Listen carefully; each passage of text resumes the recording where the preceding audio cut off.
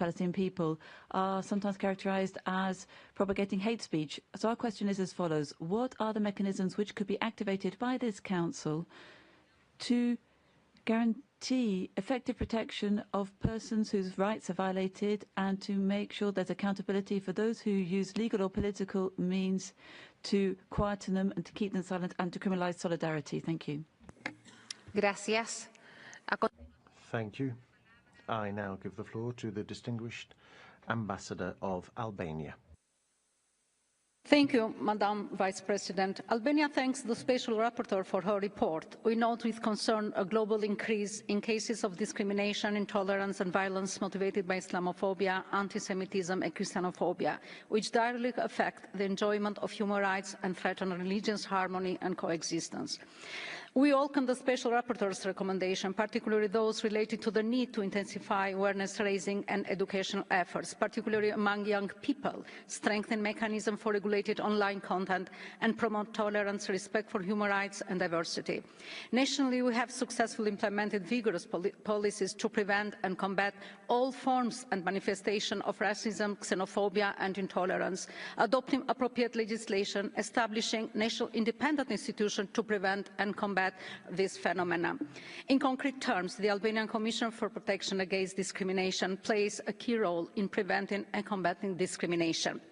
We recognize that challenges remain. Albania remains committed to strengthening its legislative framework and institutional mechanism to combat all forms of discrimination.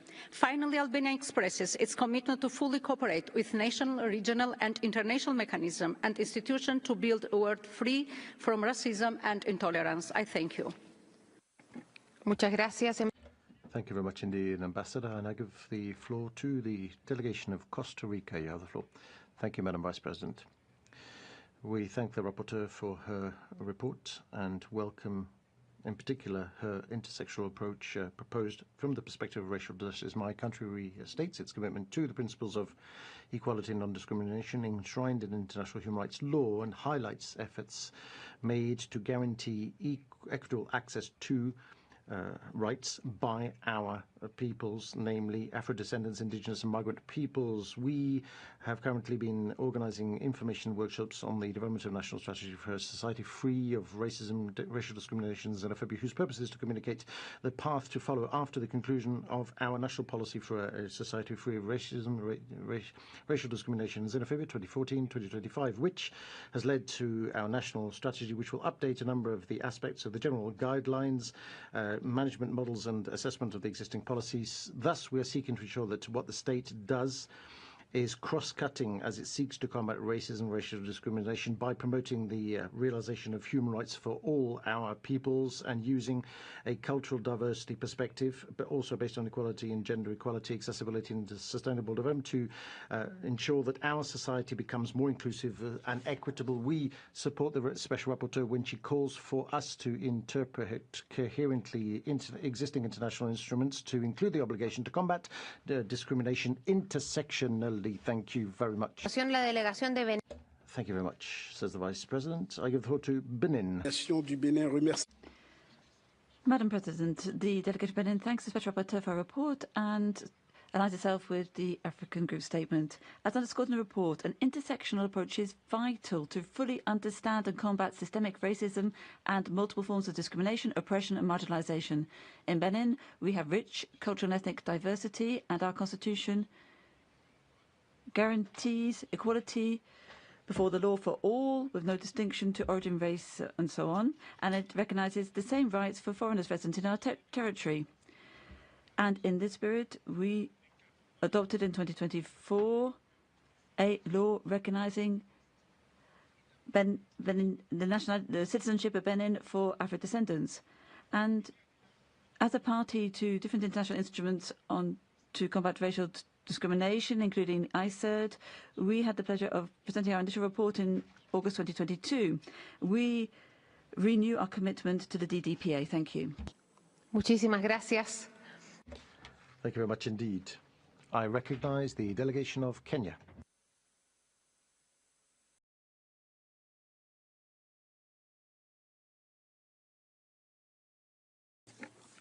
Entiendo que no están en sala. It appears that Kenya is not in the room, so may I give the floor to Belarus?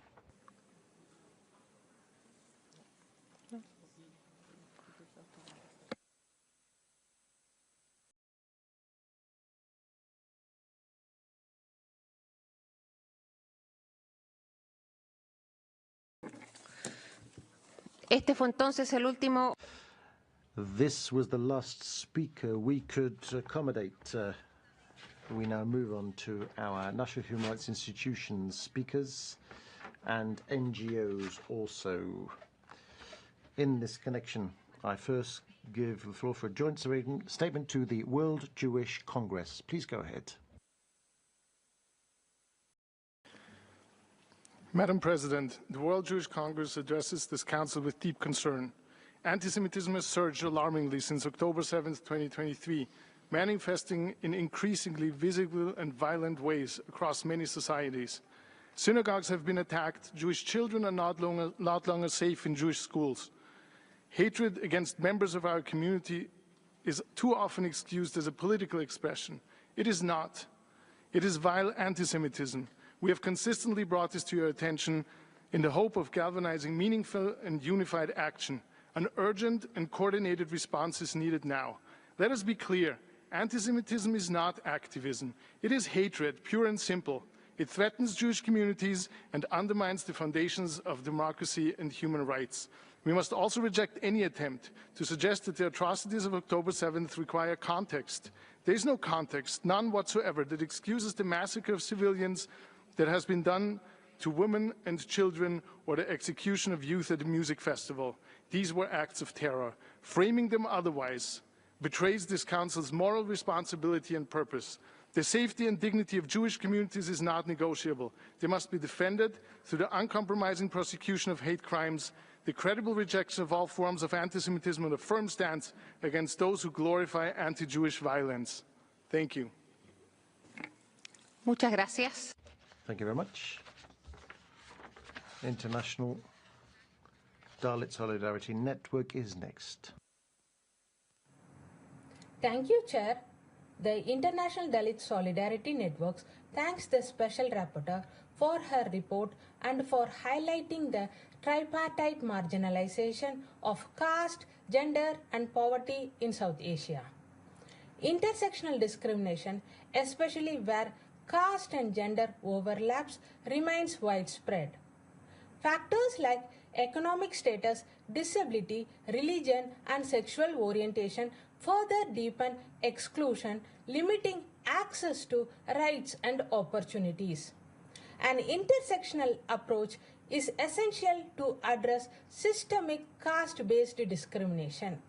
However, we are concerned that both the UN and the caste-affected states are not giving this issue the attention it demands. We urge member states to consult diverse Dalit women in empowerment efforts, collect disaggregated data by caste, gender, religion, and disability and sexual orientation. Strengthen justice system to prevent and respond to caste and gender-based discrimination and violence. Thank you. Muchas gracias. Thank you very much indeed. Partners for Transparency is next. Thank you, Madam Vice President. Partners for Transparency thanks the Special Rapporteur for her report and work and expresses its deep concern about the alarming rise of racist and neo-Nazi movements, which pose a direct threat to peace and social cohesion in many countries, particularly Western ones. Recent trends indicate that the internet and social media platforms are becoming central tools for spreading racist propaganda and hate speech. Facebook announced that it removes approximately 66,000 hateful posts per week. Furthermore, recent years have witnessed the increasing penetration of racist ideas into official political discourse, with political leaders in Sweden and the US calling for exclusionary policies against refugees and migrants, practices that fuel institutional discrimination. Neo-Nazi groups have also become more organized and bolder, particularly in the US, where the public marches have been held, featuring Nazi symbols and racist slogans, a clear indication of the rise of this extremist movement. In conclusion, Madam Vice President, Partners Foundation calls upon the Western states to take firm measures to prohibit glorification of Nazism and criminalize racist propaganda online. Our question to the Special Rapporteur is, what mechanisms does she propose to combat the spread of neo-Nazism in the digital space, especially among young people? Thank you. Muchísimas gracias. Thank you very much indeed. And I give the floor to Oipma. Madam Vice President, the Special Rapporteur's report on contemporary racism and discrimination highlights the urgent need to combat all forms of intolerance. Racism and related intolerance fuel conflicts worldwide with devastating humanitarian impacts. In Sudan, violence driven by extremist groups, including the Muslim Brotherhood, has displaced over 13 million people and caused widespread famine. On May 22nd, the U.S. State Department reported Sudan's use of chemical weapons, violating the Chemical Weapons Convention. OIPMA calls on Sudan to seize all chemical weapons and use comply with international obligations. We urge this Council to support accountability through OPCW investigations and the ICC, while advancing peace initiatives to end Sudan's suffering. Aligned with the UN's mission to protect future generations from war, OIPMA proposes an international decade of tolerance from 2025 to 2035. This initiative seeks to eradicate intolerance, hatred, and extremism, foster peace, and promote empathy, education, inclusion, and intercultural dialogue, especially in LDCs. Tolerance must become a daily practice across policies, education, and communities. Only sustained collective action can build a future of peace, dignity, and respect. Thank you, Madam Vice President. Muchas gracias. Thank you very much indeed. Consello Indigenista Missionario, you have the floor. CIMI. Señora Relatora. Madam Rapporteur, your report about the visit to Brazil exposes the ongoing existence of racism against indigenous people, and which is worse, it's gone on for a long time, have an impact on all the indigenous people there. After their historic victory in the Supreme Court in 2023, have seen how their rights have been violated by Congress through Law 14701. There's now a conciliation tribunal created by the Supreme Court, and also that has frustrated the rights. The companies are putting pressure to carry out mining. The state has a duty to map out indigenous land, and the rapporteur is right in saying so. During her your visit to visit, you condemned acts of violence against the Guarani Kaiyoba people as a manifestation of structural racism. After your visit, there were new attacks against these peoples in other indigenous territories in Brazil with the participation of individual and state actors. These atrocities have received the support of economic and political sectors that are local, and this is because there is a lack of mapping out of traditional territories, and constitutional rights are not respected. Brazil will be hosting COP30, but the environmental racism of Brazil has left an indelible mark. We urge the government to fully and in good faith implement the recommendations set for your report. Thank you. Muchísimas gracias. Thank you very much indeed. Instituto Brasileiro de Direitos Humanos, you have the floor. Madam, thank you for your report on Brazil's visit. The Brazilian government recognized that racism is systemic and has established important programs and enacted legislation to prevent and address racial discrimination. However, the justice system remains selective, and the public security follows a rather punitive approach, perpetuating systemic racism. This issue, along with the country's unhealed history of slavery, has turned poor neighborhoods into places of constant surveillance and control. In these areas, racially sectors face many barriers to social mobility and are often exposed to police brutality. Because of its strange inequality, prison are used as the near-first replacement for public policies in communities that not receive basic social services. For many, the state is only present through police and prisons. Brazil overspends incarceration while investment in essential services such as education, health, and housing are reduced. It's urgent that Brazil creates public service and justice policies that work together, consider different forms of intersection discrimination and focus on alternatives to prison. Thank you. Muchas gracias. Thank you very much indeed. And I give the floor to MRG, Minority Rights Group. Thank you, Chair. Madam Special Report. We welcome to report and we recommend you for recognizing intersectional and systemic nature of the racism in Brazil. As Instituto Vidas Negras com Deficiência Importam and a Minority Rights Group, we echo the urgency of addressing the visibility and the dual discrimination faced by Black people with disability in Brazil. We are deeply concerned that systemic racism and ableism continues to produce and perpetuate disability through state violence, medical negligence, environmental injustice, and structural exclusion. We urge the Council to call on the Brazilian government to recognize the production of the disability through racialized state violence, including policy brutality and obstructive violence. Collect disaggregated and quantitative data of the Black people with disabilities. Ensure reproductive justice and prevent forced sterilization of African descendants people with disabilities. Guarantee accessible and inclusive education to the Black children with disabilities.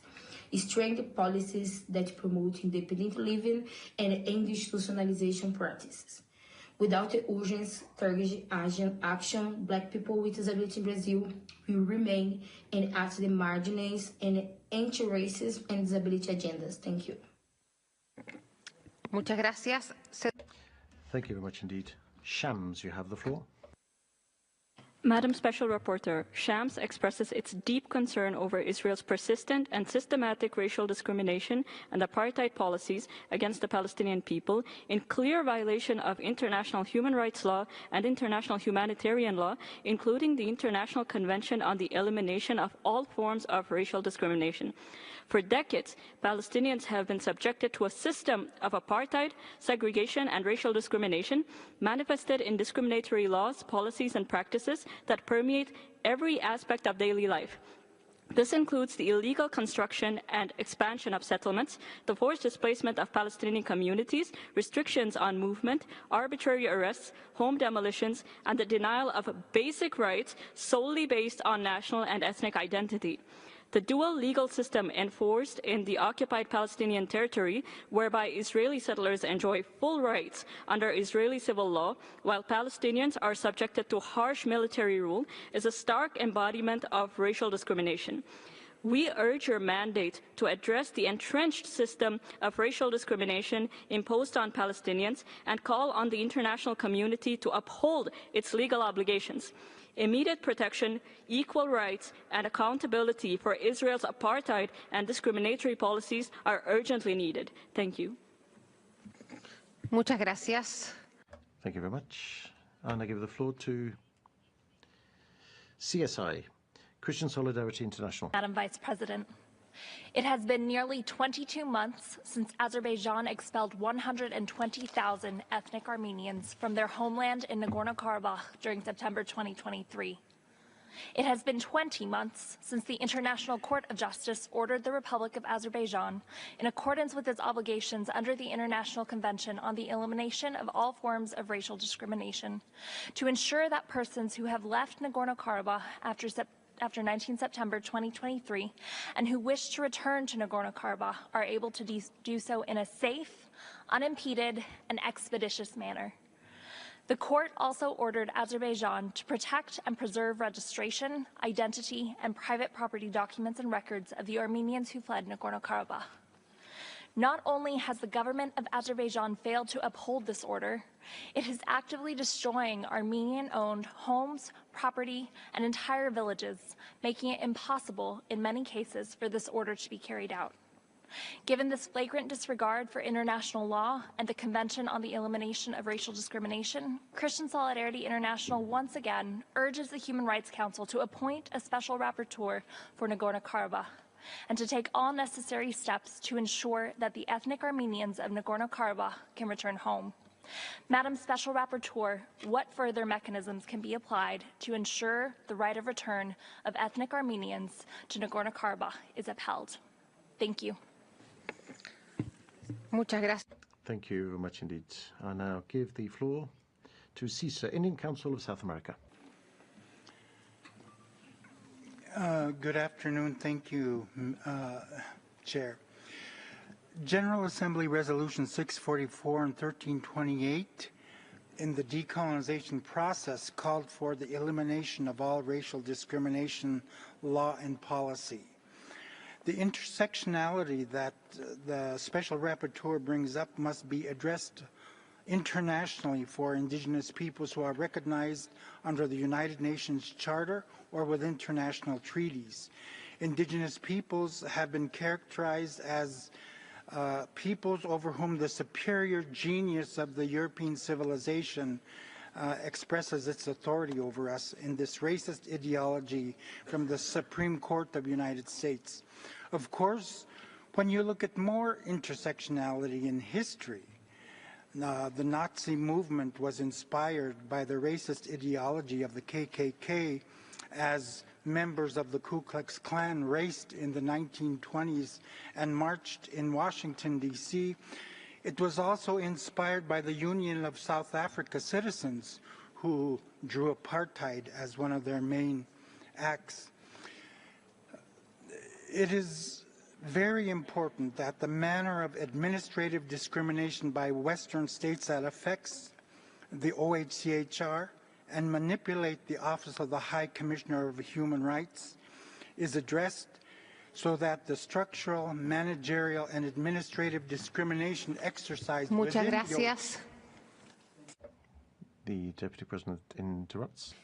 Este fue el Thank you. This was the last speaker we could accommodate. I'm now going to give the floor to the Rapporteur Ashwini for her closing statements. You have 6 minutes, Madam.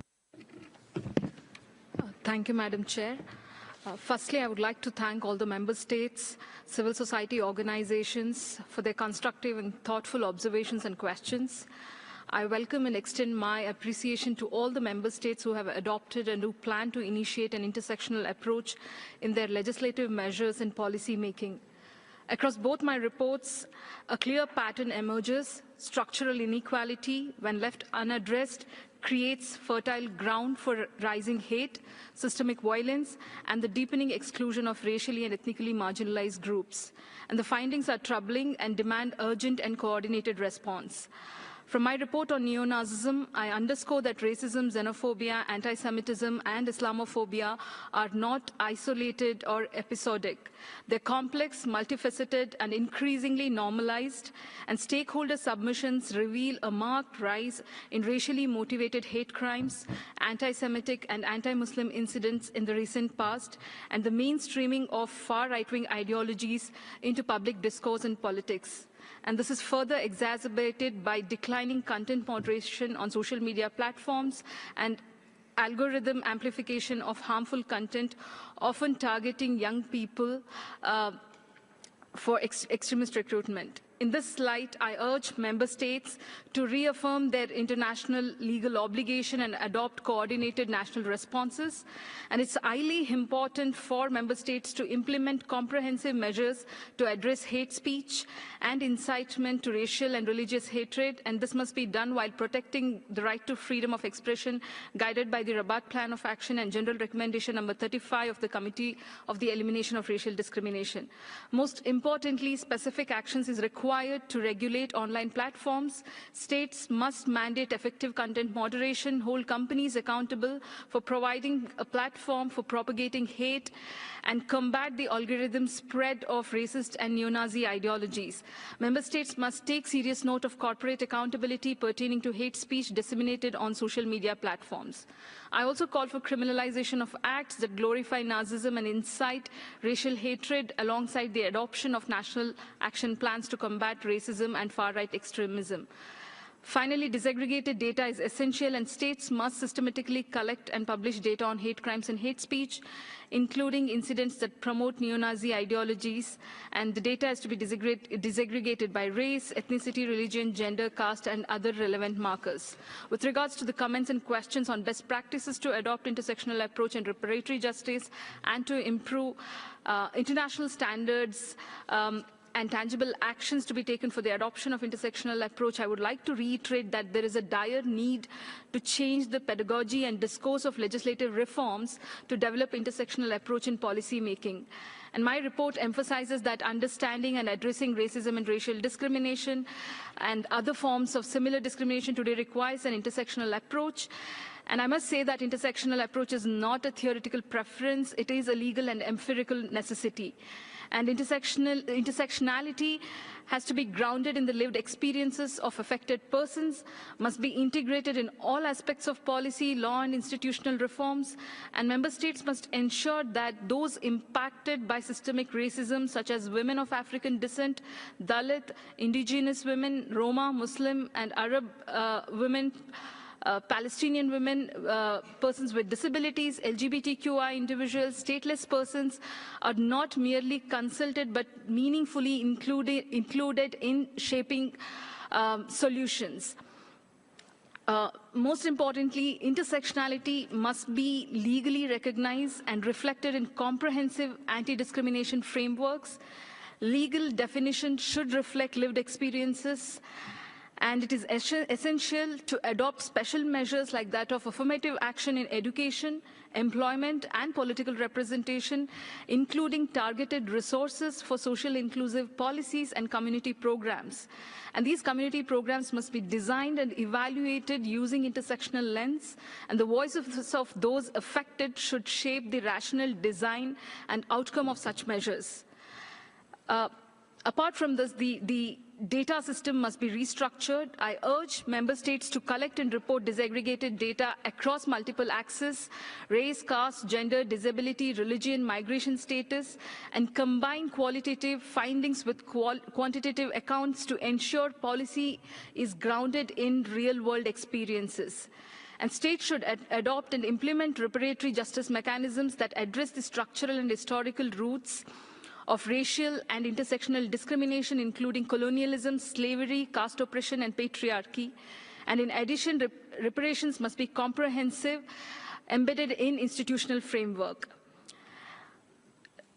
I would like to conclude by stating that it is now incumbent upon us to move from acknowledgement to action through law, education, policy, data, and accountability.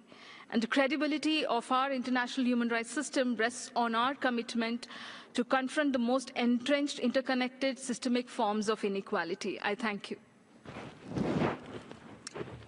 Muchas gracias. Thank you very much indeed. This brings us to the end of the interactive dialogue. We'd like to thank Ms. Ashwini for her involvement and the presentation of her report. Thank you very much indeed, Madam. Excelencias. Excellencies, my understanding is that some delegations have requested to avail themselves of their right of reply in connection with statements under Agenda Item 9. May I remind delegations that pursuant to our current customary practice, the right to reply can only be exercised in response to statements made from the podium. Delegations cannot exercise the right to reply against a statement made by a presenter on the podium during the HRC. This includes the High Commissioner, mandate holders, or any other expert or representative of a subsidiary body of the Human Rights Council. I now give the floor in that connection to the distinguished representative of India. You have 3 minutes. Thank you, Madam Vice President. Indian delegation is compelled to exercise its right of reply in response to yet another baseless and malicious statement by Pakistan, a habitual offender in misusing UN forums to peddle falsehoods and propaganda. Terrorism is the greatest enemy of humankind, and Pakistan's desperate attempts to invert reality by distorting facts are not only misleading, but also deeply ironic, given its well-documented role as the epicenter of cross-border terrorism. The Council needs no lecture from Pakistan, a country where minorities face systemic discrimination and persecution, often with the direct involvement by the state. On 22nd April 2025, 26 innocent Indian tourists were brutally massacred in Pahalgam, Jammu and Kashmir, victims of a barbaric terrorist attack orchestrated by Pakistani terrorists. This heinous act, rightly condemned by the UN Security Council, lays bare the true face of Pakistan's state-sponsored terror apparatus. The Pakistan's attempts to mischaracterize India's targeted and proportionate counter-terror operations are not only false, they are unacceptable. A nation that glorifies UN-designated terrorists with public honors and state funerals forfeits any credibility when it comes to preaching peace or human rights. Pakistan's record is not a matter of opinion, it's a matter of international infamy. Madam Vice President, the only crisis in Jammu and Kashmir stems from Pakistan's continued export of cross-border terrorism and its attempts to ruin the local economy, a direct consequence of its continued sponsorship of terrorism as state policy. Let us be clear, no amount of pretense or repetition can lend credibility to Pakistan's fabricated narrative. The international community is not blind to its pattern of distortion and denial. We urge Pakistan to look inward, address the rot of terrorism within its borders, and cease its obsessive and futile attempts to vilify India on the world stage. It would do well to focus on its internal human rights and treatment of minorities rather than wasting this esteemed Council's time. I thank you. Muchísimas gracias. Thank you very much indeed. May I now give the floor to the distinguished representative of Pakistan, who also has 3 minutes. Vice President, what is the definition of a rogue state? A rogue state holds the international law in utter contempt and violates its every precept unabashedly. A state that illegally occupies a UN-recognized disputed territory, disregards UNSC resolutions, and shamelessly attempts to perpetuate its illegal occupation. A state that violates every human right of those under its illegal occupation. A state that demolishes innocent people's homes and perpetrates collective punishment. A state that carries out demographic engineering projects in occupied territory at an industrial scale. A state that blatantly contravenes the UN Charter and violates the sovereignty of other states.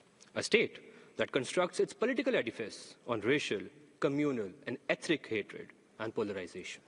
A state that attacks innocent civilians and violates the international humanitarian law and takes pride in these violations. And a rogue state does everything to evade accountability for its crimes. Madam Vice President, this rogue state is not in the Middle East. It is in South Asia, and sadly, it is our neighbor. India, as a rogue state, gives tough competition to others in quest to surpass them. After launching unprovoked and unjustified cross-border attacks on civilians in Pakistan, it attempted to cut off water and gloated about threatening the well-being of 240 million civilians. This rogue state, due to its reckless behavior, brought the entire region to the precipice of a nuclear war. Madam Vice President, this rogue state supports, fuels, funds, and above all, its political leadership takes credit for peddling state-sponsored terrorism in Pakistan. This rogue state not only stifles any dissent within its territory, but assassinates dissidents extraterritorially in other sovereign states. Madam Vice President, while the list of crimes committed by this rogue state can go on, the pain and suffering inflicted by its terror sponsorship is deeply personal for many, including myself. Mr. Hidayatullah Jamod, a serving government officer, was not only a classmate, but a personal friend who lost his life in Balochistan last month at the hands of terrorists armed and supported by India.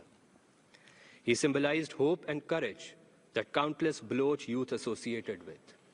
His only crime was that instead of falling prey to the propaganda of these Fitna al-Hindustan terrorists, he invested his life in the future of Pakistan and endeavored to serve his motherland. Madam Vice President, I reiterate that Pakistan will respond to any challenge posed by the Indian military or by its lackeys in the form of terrorists or any other manifestation of these threats, by all means at our disposal.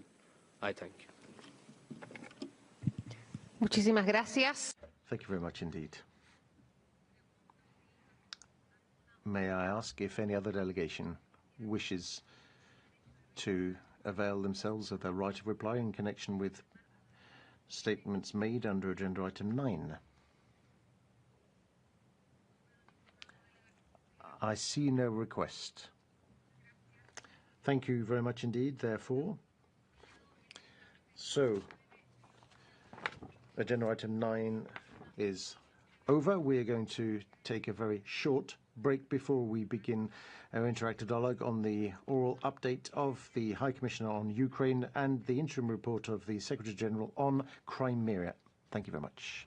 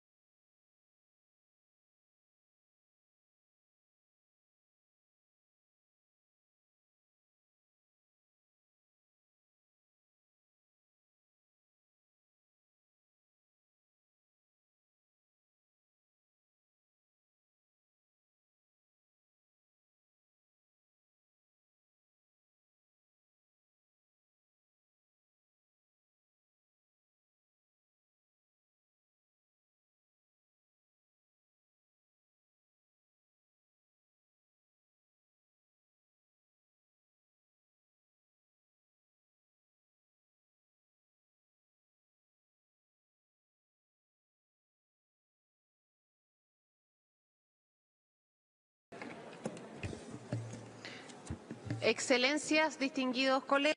Excellencies, distinguished colleagues, I call to order agenda item 10, technical assistance and capacity building. Agenda item 10. We shall now start with our interactive dialogue on the oral update of the High Commissioner on the conclusions contained in the periodic report of the OHCHR on the human rights situation in Ukraine, pursuant to the provisions of Resolution 53/30 of the Human Rights Council, and on the interim report of the Secretary General on the human rights situation in Ukraine's temporary occupied territories, including the Autonomous Republic of Crimea and the town of Sebastopol, pursuant to the content of Resolution 79/184 of the General Assembly. The list of speakers will close in 15 minutes. It's an honour for me now to extend a warm welcome to and give the floor to Ms. Ilse Brands-Keris, Deputy Secretary General of the United Nations for Human Rights. Assistant Secretary General, you have the floor. Thank you, Madam Vice President, Excellencies, distinguished delegates. Since the office briefed this Council last March, ceasefire talks have stalled and the fighting has escalated with a serious increase in civilian casualties. Along the front line, Russian armed forces have continued their push to acquire control of further territory. Attacks with short-range drones have killed and injured hundreds of civilians, particularly older people. In April, May and June, nearly 50% more civilians were killed or injured than in the same period in 2024. More than 90% of these casualties were in territory controlled by Ukraine. The trend over the past 2 years is that civilian deaths and injuries have peaked in the summer months. In April, the office documented that some of the missiles that struck cities were equipped with warheads that exploded in the air, scattering fragments across large areas. In some cases, several drones struck the same hospital. In the night of 16th to 17th of June alone, an hours-long attack killed more civilians in Kyiv than any other attack in nearly a year. These attacks are instilling terror and anxiety in cities across Ukraine. We call again on the Russian Federation to cease the use of force against Ukraine immediately, in line with United Nations General Assembly resolutions, the United Nations Charter and other applicable international law, including the binding order on provisional measures of the International Court of Justice. Madam Vice President, there is some positive news. The ceasefire negotiations have facilitated the return of hundreds of prisoners of war, the bodies of deceased soldiers and some civilian detainees. Families who lived in uncertainty and anxiety for many months or even years finally have some answers about the fate of their loved ones. Soldiers have reunited with their families. The exchanges have allowed many to escape torture, ill treatment, and otherwise inhuman conditions of captivity. From these last rounds of exchanges, our office interviewed more than 117 Ukrainian former prisoners of war. They provided detailed, consistent accounts of torture and cruel, inhuman, or degrading treatment, including sexual violence in Russian captivity, often corroborated by their injuries and the accounts of other former prisoners. These accounts confirm that torture and ill treatment of Ukrainian prisoners of war continue in numerous detention facilities, patterns that we have repeatedly documented and reported. I reiterate the High Commissioner's call on the Russian authorities to ensure that prisoners of war are treated in accordance with international humanitarian and human rights law. The law is equally binding on the Ukrainian authorities. We continue to interview Russian prisoners in Ukrainian captivity. And although the scale is not comparable, we have documented cases where Ukrainian authorities have used torture and ill treatment in the early stages of captivity in unofficial places of detention. Ukrainian authorities have launched investigations into several of these allegations. Our office calls on them to ensure that these investigations are carried out in line with international standards. Madam Vice President, in addition to presenting our office periodic report on the human rights situation in Ukraine, I also present the United Nations Secretary-General's interim report on the occupied territories. Despite repeated requests, the Russian Federation has regrettably not granted our office access to these territories. We have therefore continued our monitoring based on remote methodology. The Russian Federation continues to violate its obligations as an occupying power under international humanitarian law, notably by imposing its legal and governance system in the occupied territory, compelling inhabitants to swear allegiance to it, and transferring protected persons within occupied territory and deporting protected people to the Russian Federation. In the last 6 months, we have also documented an increase in efforts by the Russian Federation to unlawfully expropriate the private property of people who have been displaced, which is also a violation of international humanitarian law. My office is concerned that the Russian authorities have set in train processes that will facilitate expropriations on a large scale in Mariupol.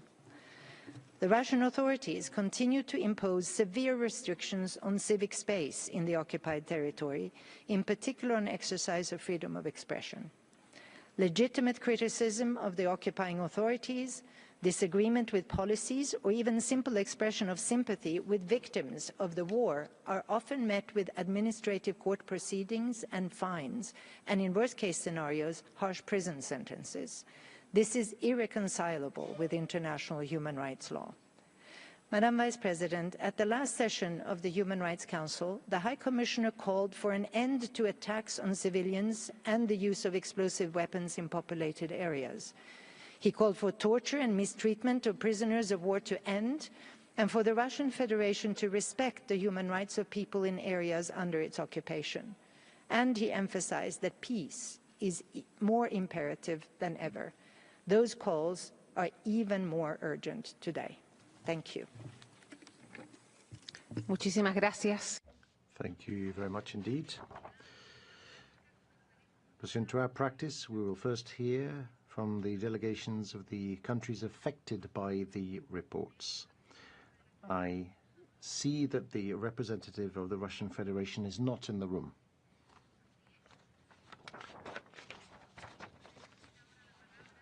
I now, therefore, give the floor to the distinguished representative of Ukraine. Ambassador, you have 5 minutes. Thank you, Madam President. We thank the Assistant Secretary General for her update and commend the work of the UN Human Rights Monitoring Mission in Ukraine. Its evidence-based reporting, produced under the most challenging conditions, is not only a record of truth, but a foundation for future justice. We are deeply grateful for this commitment to exposing the realities of Russia's war against Ukraine. The mission's office is situated in Podil district in Kiev, in the heart of our capital.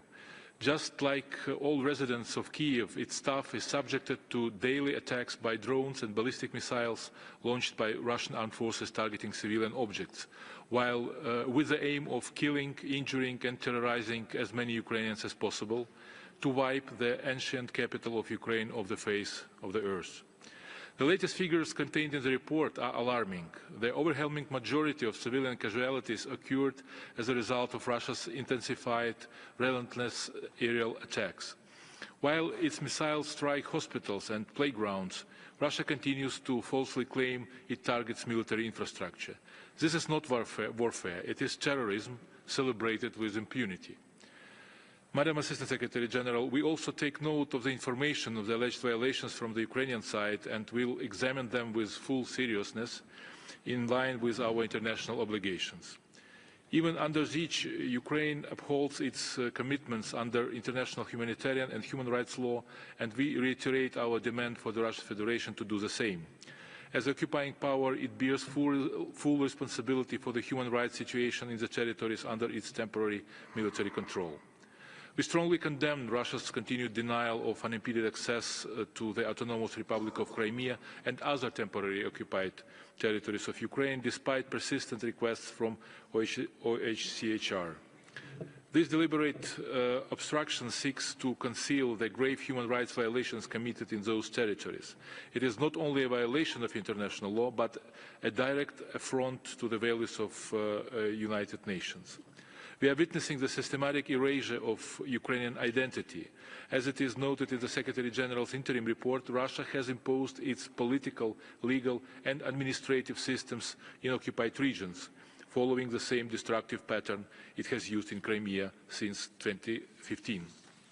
The March 2025 decree redefining the legal status of Ukrainian citizens, the recent ban on Ukrainian language instruction in schools, and the illegal expropriation of property belonging to displaced Ukrainians all point to a policy of demographic engineering.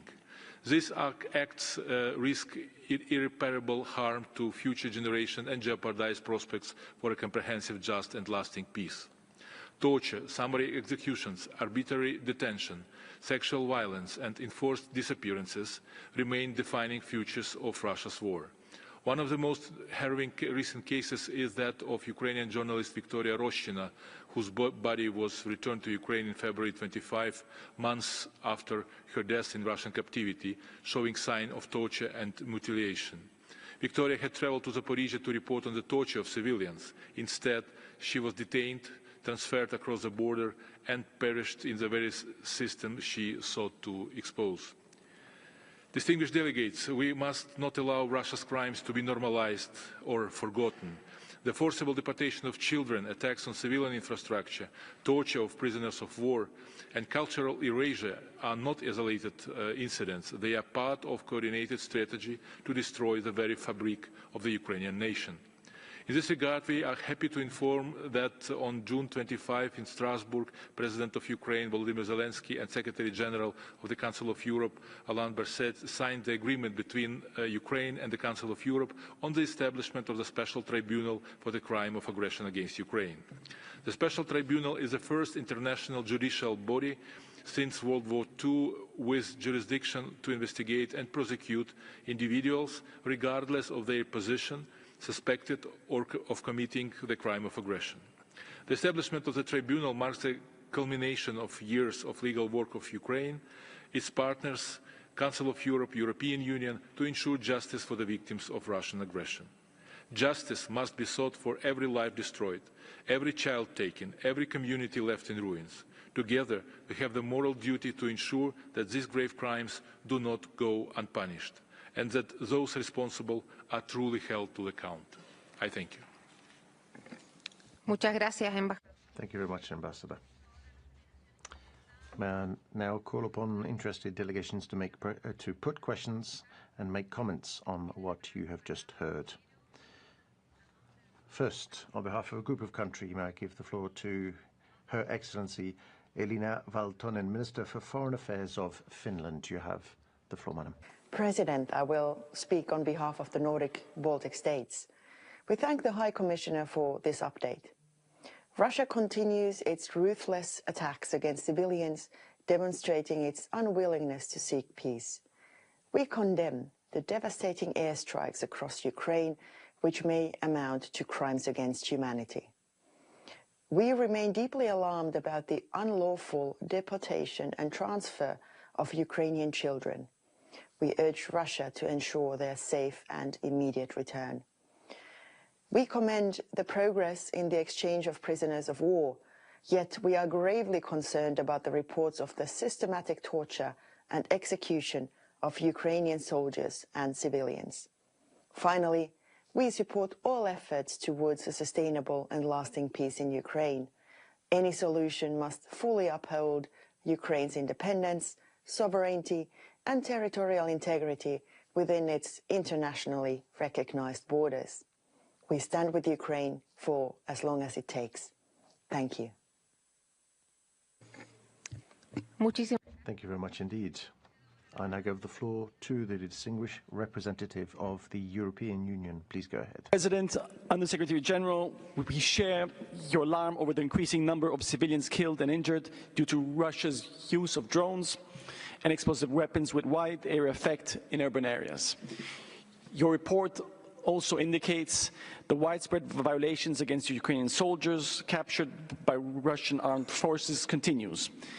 The EU condemns in the strongest possible terms the increasing number of summary executions of prisoners of war, as well as systemic and widespread use of torture against them.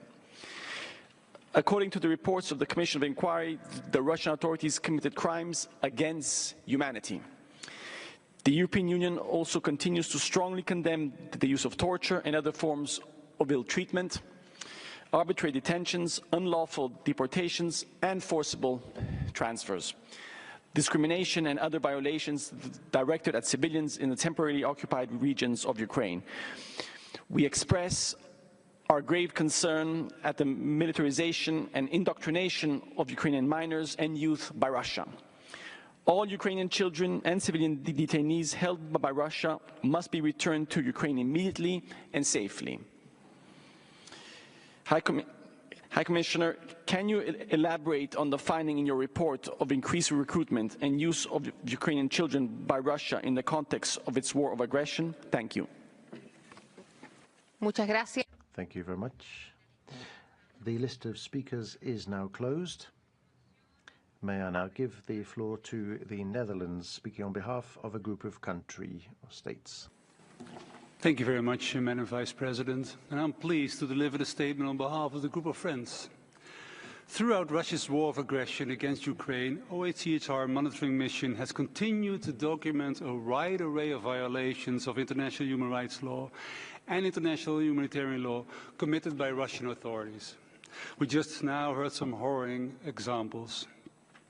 With this latest report, we are again confronted with independently gathered and verified evidence of Russia's disregard for civilian safety. The HRMMU has assessed inter alia that the targeting by drone operators has, in practice, violated the rules of international humanitarian law governing the conduct of hostilities, in particular the principles of distinction and precaution. Furthermore, the HRMMU has found that some incidents may amount to the war crime of intentionally directing attacks against civilians.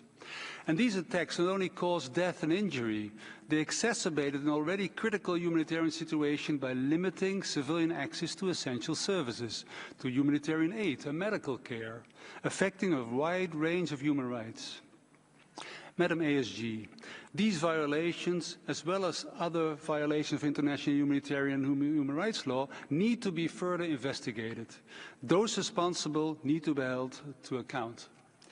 Therefore, we reiterate our unwavering commitment to supporting efforts aimed at bringing perpetrators to justice and preventing further crimes. Thank you. Muchas gracias. Thank you very much indeed, Ambassador. I now give the floor to the Ambassador of Montenegro. We thank the Secretary General for the update. We are deeply alarmed by the Russian Federation's intensifying massive ballistic, missile and drone attacks on numerous urban areas across Ukraine, resulting in the appalling 37% increase in human casualties during the reporting period. These barbaric attacks have killed and injured nearly 6,000 civilians, including women and children, mostly from major cities across Ukraine, including Kiev. The death toll and deliberate shelling of civilians and civilian infrastructure are a clear demonstration of Russia's contempt for international law, a blatant disregard for human life, and the lack of sincere intent regarding a ceasefire and peace negotiation leading to comprehensive, just, and lasting peace in line with the UN Charter and international law. While we welcome the recent exchange of POVs, we point to the report's references to many Ukrainian civilians and POVs in Russian captivity who continue to be subjected to widespread and systematic acts of torture and ill treatment, including sexual violence, and suffering human conditions in violation of international law. We again appeal for the full exchange of POVs and for the immediate release and safe return of all Ukrainian children and other civilians unlawfully deported, forcibly transferred, or arbitrarily detained by Russia. Madam SG, as repeatedly stated, there can be no lasting peace without justice, nor impunity for crimes committed in connection with Russia's war of aggression. The recent progress in establishing a special tribunal for the crime of aggression against Ukraine within the framework of the Council of Europe is a significant step in this regard. Thank you. Muchas gracias. Thank you very much. I now give the floor to the Ambassador of Slovakia. Gracias, Senora Vicepresidenta. Slovakia aligns itself with the EU statement. Madam Assistant Secretary General, thank you for the presentation of the report and the valuable work of the OHCHR in Ukraine. We hear reports about the human rights situation in Ukraine on every Human Rights Council session, but the devastating impact of the Russian aggression doesn't seem to diminish. Despite all the efforts, including direct talks between Russia and Ukraine, the situation shows no sign of de-escalation. Ukrainian critical and civilian infrastructure is even more intensively targeted, and sadly, the number of civilian casualties grows daily. Equally, the level of human rights violations continues and increases. It is unacceptable that accounts of torture, sexual violence, ill treatment of prisoners of war and civilians are present in every report. Justice and accountability are an integral part of any post-conflict and comprehensive peace solution. It is important to hold all the perpetrators accountable. That's also why it is so important to have eyes and ears on the spot. Therefore, we call on Russia to provide the OHCHR an independent international monitoring mechanism with safe and unhindered access to the occupied territory of Ukraine. Madam ASG, let me stress once again that Slovakia is firmly committed and will support further efforts aimed at achieving a comprehensive, just and lasting peace in Ukraine. We reiterate our belief that the solution must be based on the UN Charter and must respect the independence, sovereignty and territorial integrity of Ukraine within its internationally recognized borders. I thank you. Thank you very much. I now give the floor to the delegation of Cyprus.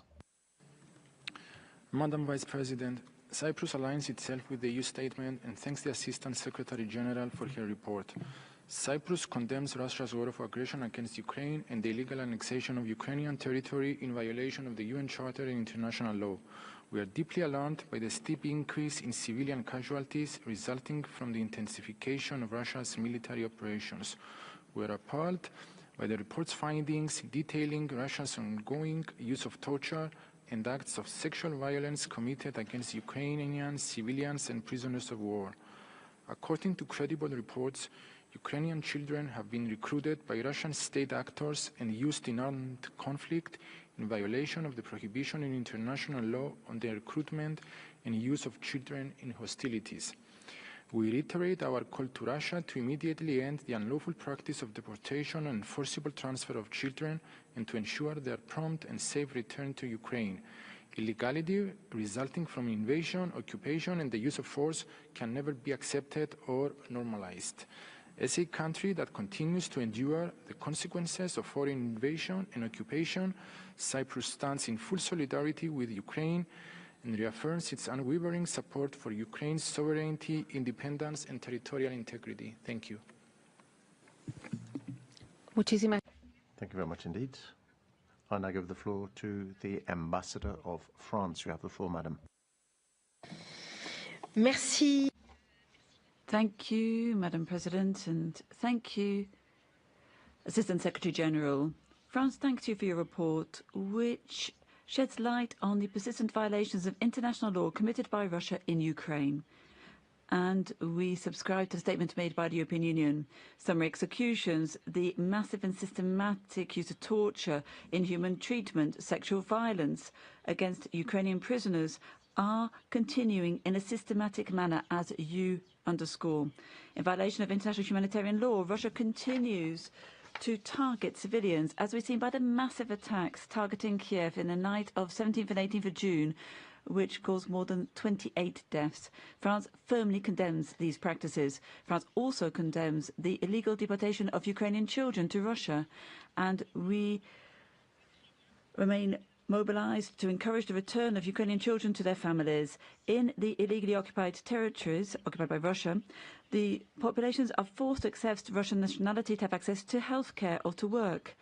The forced recruitment and transfer of protected persons must cease, and all restrictions on their fundamental rights should also cease. France reasserts its unwavering support for Ukraine and its people, which are resisting with remarkable courage the war of aggression waged by Russia. We call for the establishment as soon as possible of a ceasefire and the launch of negotiations between Ukraine and Russia for a solid, lasting settlement of the conflict. Thank you.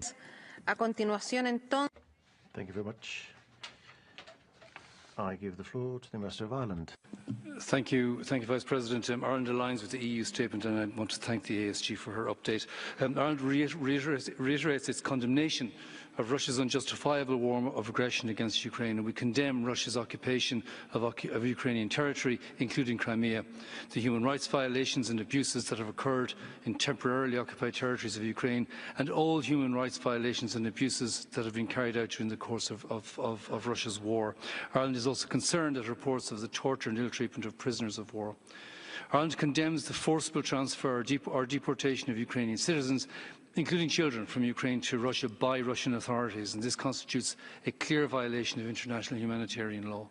We deplore efforts by Russia to alter the demographic composition of the occupied territories of Ukraine and are concerned by the removal of land ownership rights of Ukrainian citizens by Russian authorities in Crimea. We are alarmed that Russia is enforcing military conscription in the occupied territories and promoting a militarist culture among children in these territories.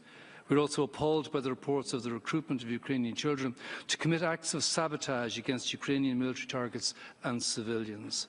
Assistant Secretary-General, what steps can the international community take to ensure accountability for conflict-related sexual and gender-based violence in the temporarily occupied territories of Ukraine? Thank you. Muchas gracias. Thank you very much. May I now give the floor to the delegation of Germany. Thank you, Madam Vice President. Germany aligns itself with the statement delivered by the European Union, and we would like to join others in thanking you, Assistant Secretary General, for your update. As you laid out, Ukrainians continue to be attacked, wounded and killed every day by Russia's military as part of Russia's illegal war of aggression against Ukraine. All of these human rights violations are meticulously documented by OHCHR's Human Rights Monitoring Mission on Ukraine. And in spite of all these violations, the people of Ukraine are resisting aggression and intimidation. We pay tribute to their courage. And we also call on Russia to comply finally with international law and engage in serious negotiations. But while atrocities continue, we must continue to document them and push for accountability. That's why we support the continuation of the High Commissioner's updates on Ukraine. In closing, one specific question, Madam Assistant Secretary General. From your point of view, how should the needs and priorities of ethnic groups in Ukraine, such as the Crimean Tatars, be recognized and addressed in potential future discussions around a peace framework? Thank you. Gracias. Thank you. I now give the floor to the Ambassador of Japan. Thank you, Madam Vice President. We would like to thank Assistant Secretary General for her oral update on the dire human rights situation in Ukraine. We also appreciate the Secretary General's interim report on the human rights situation in Crimea. More than 3 years have passed since Russia launched its aggression against Ukraine, which we reiterate is a clear violation of international law and shakes the very foundation of the international order. If such violations were tolerated, it would set a very dangerous precedent. We once again condemn in the strongest terms the actions of the Russian forces, which have led to a large number of civilian casualties. We support the monitoring and technical assistance by OHCHR and Ukraine's efforts to uphold human rights in cooperation with international mechanisms. We also express our respect for the Ukrainian people who have demonstrated immense bravery in standing up against Russia's aggression day after day. Japan will continue to stand firmly with Ukraine and the international community until a just and lasting peace is achieved in Ukraine. I thank you.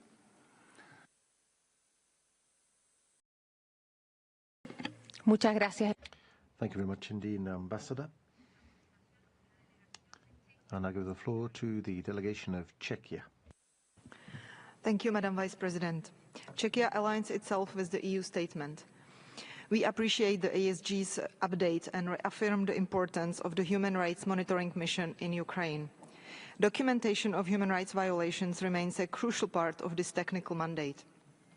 Czechia strongly condemns Russia's intensified attacks against civilians in Ukraine, including the use of drones and explosive weapons in residential areas.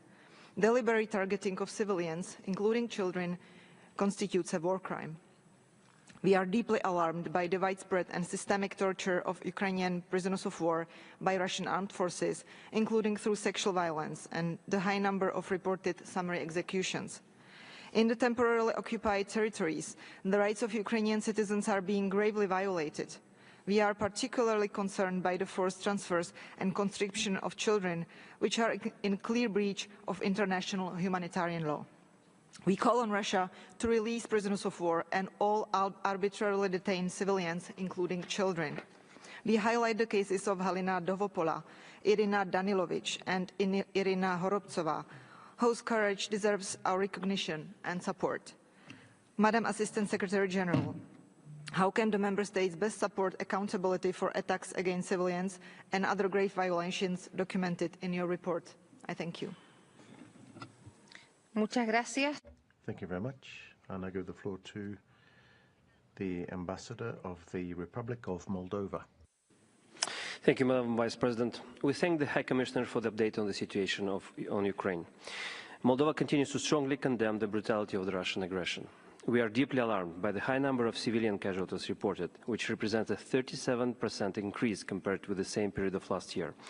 The continued use of explosive weapons with wide area effects in populated areas is unacceptable and must cease immediately. We condemn drone attacks against civilian targets. The Russian Federation attacks on healthcare facilities are unacceptable and constitute a clear violation of international humanitarian law. We continue to condemn summary executions, patterns of widespread and systemic torture, and ill treatment by Russia against civilian detainees and prisoners of war. These practices must stop as well. The reported allegation of the Russian Federation use of Ukrainian children to conduct surveillance and commit acts of sabotage endangers the physical and psychological well-being of children and would be in violation of the international law.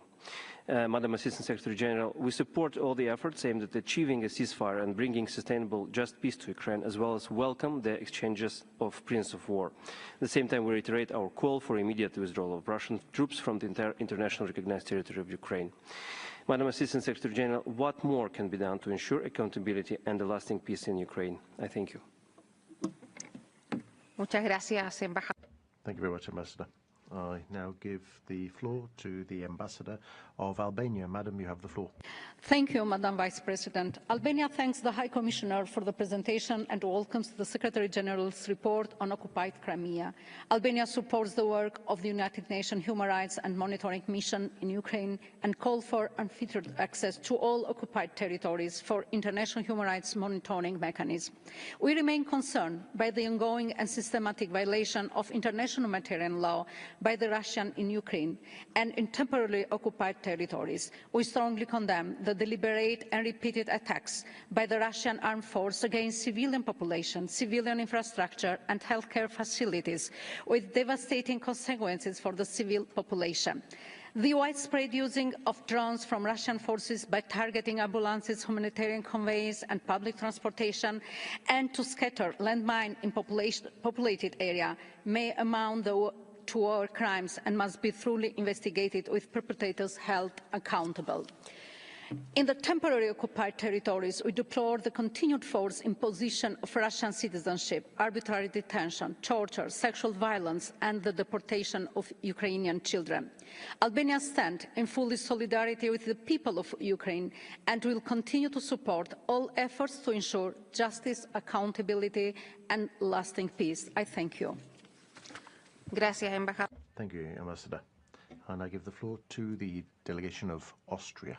Thank you, Madam Vice President. Austria aligns with the EU statement, and we thank OHCHR and the ASG for the update and reiterate our full support for the work of the Human Rights Monitoring Mission in Ukraine. We remain gravely concerned about the humanitarian consequences amongst the Ukrainian civilian population. The findings of the report document a 37% increase in civilian casualties, with the vast majority of casualties being the result of military operations by Russian armed forces in Ukrainian territory, including through the use of explosive weapons in urban areas and the increased use of short-range combat drones.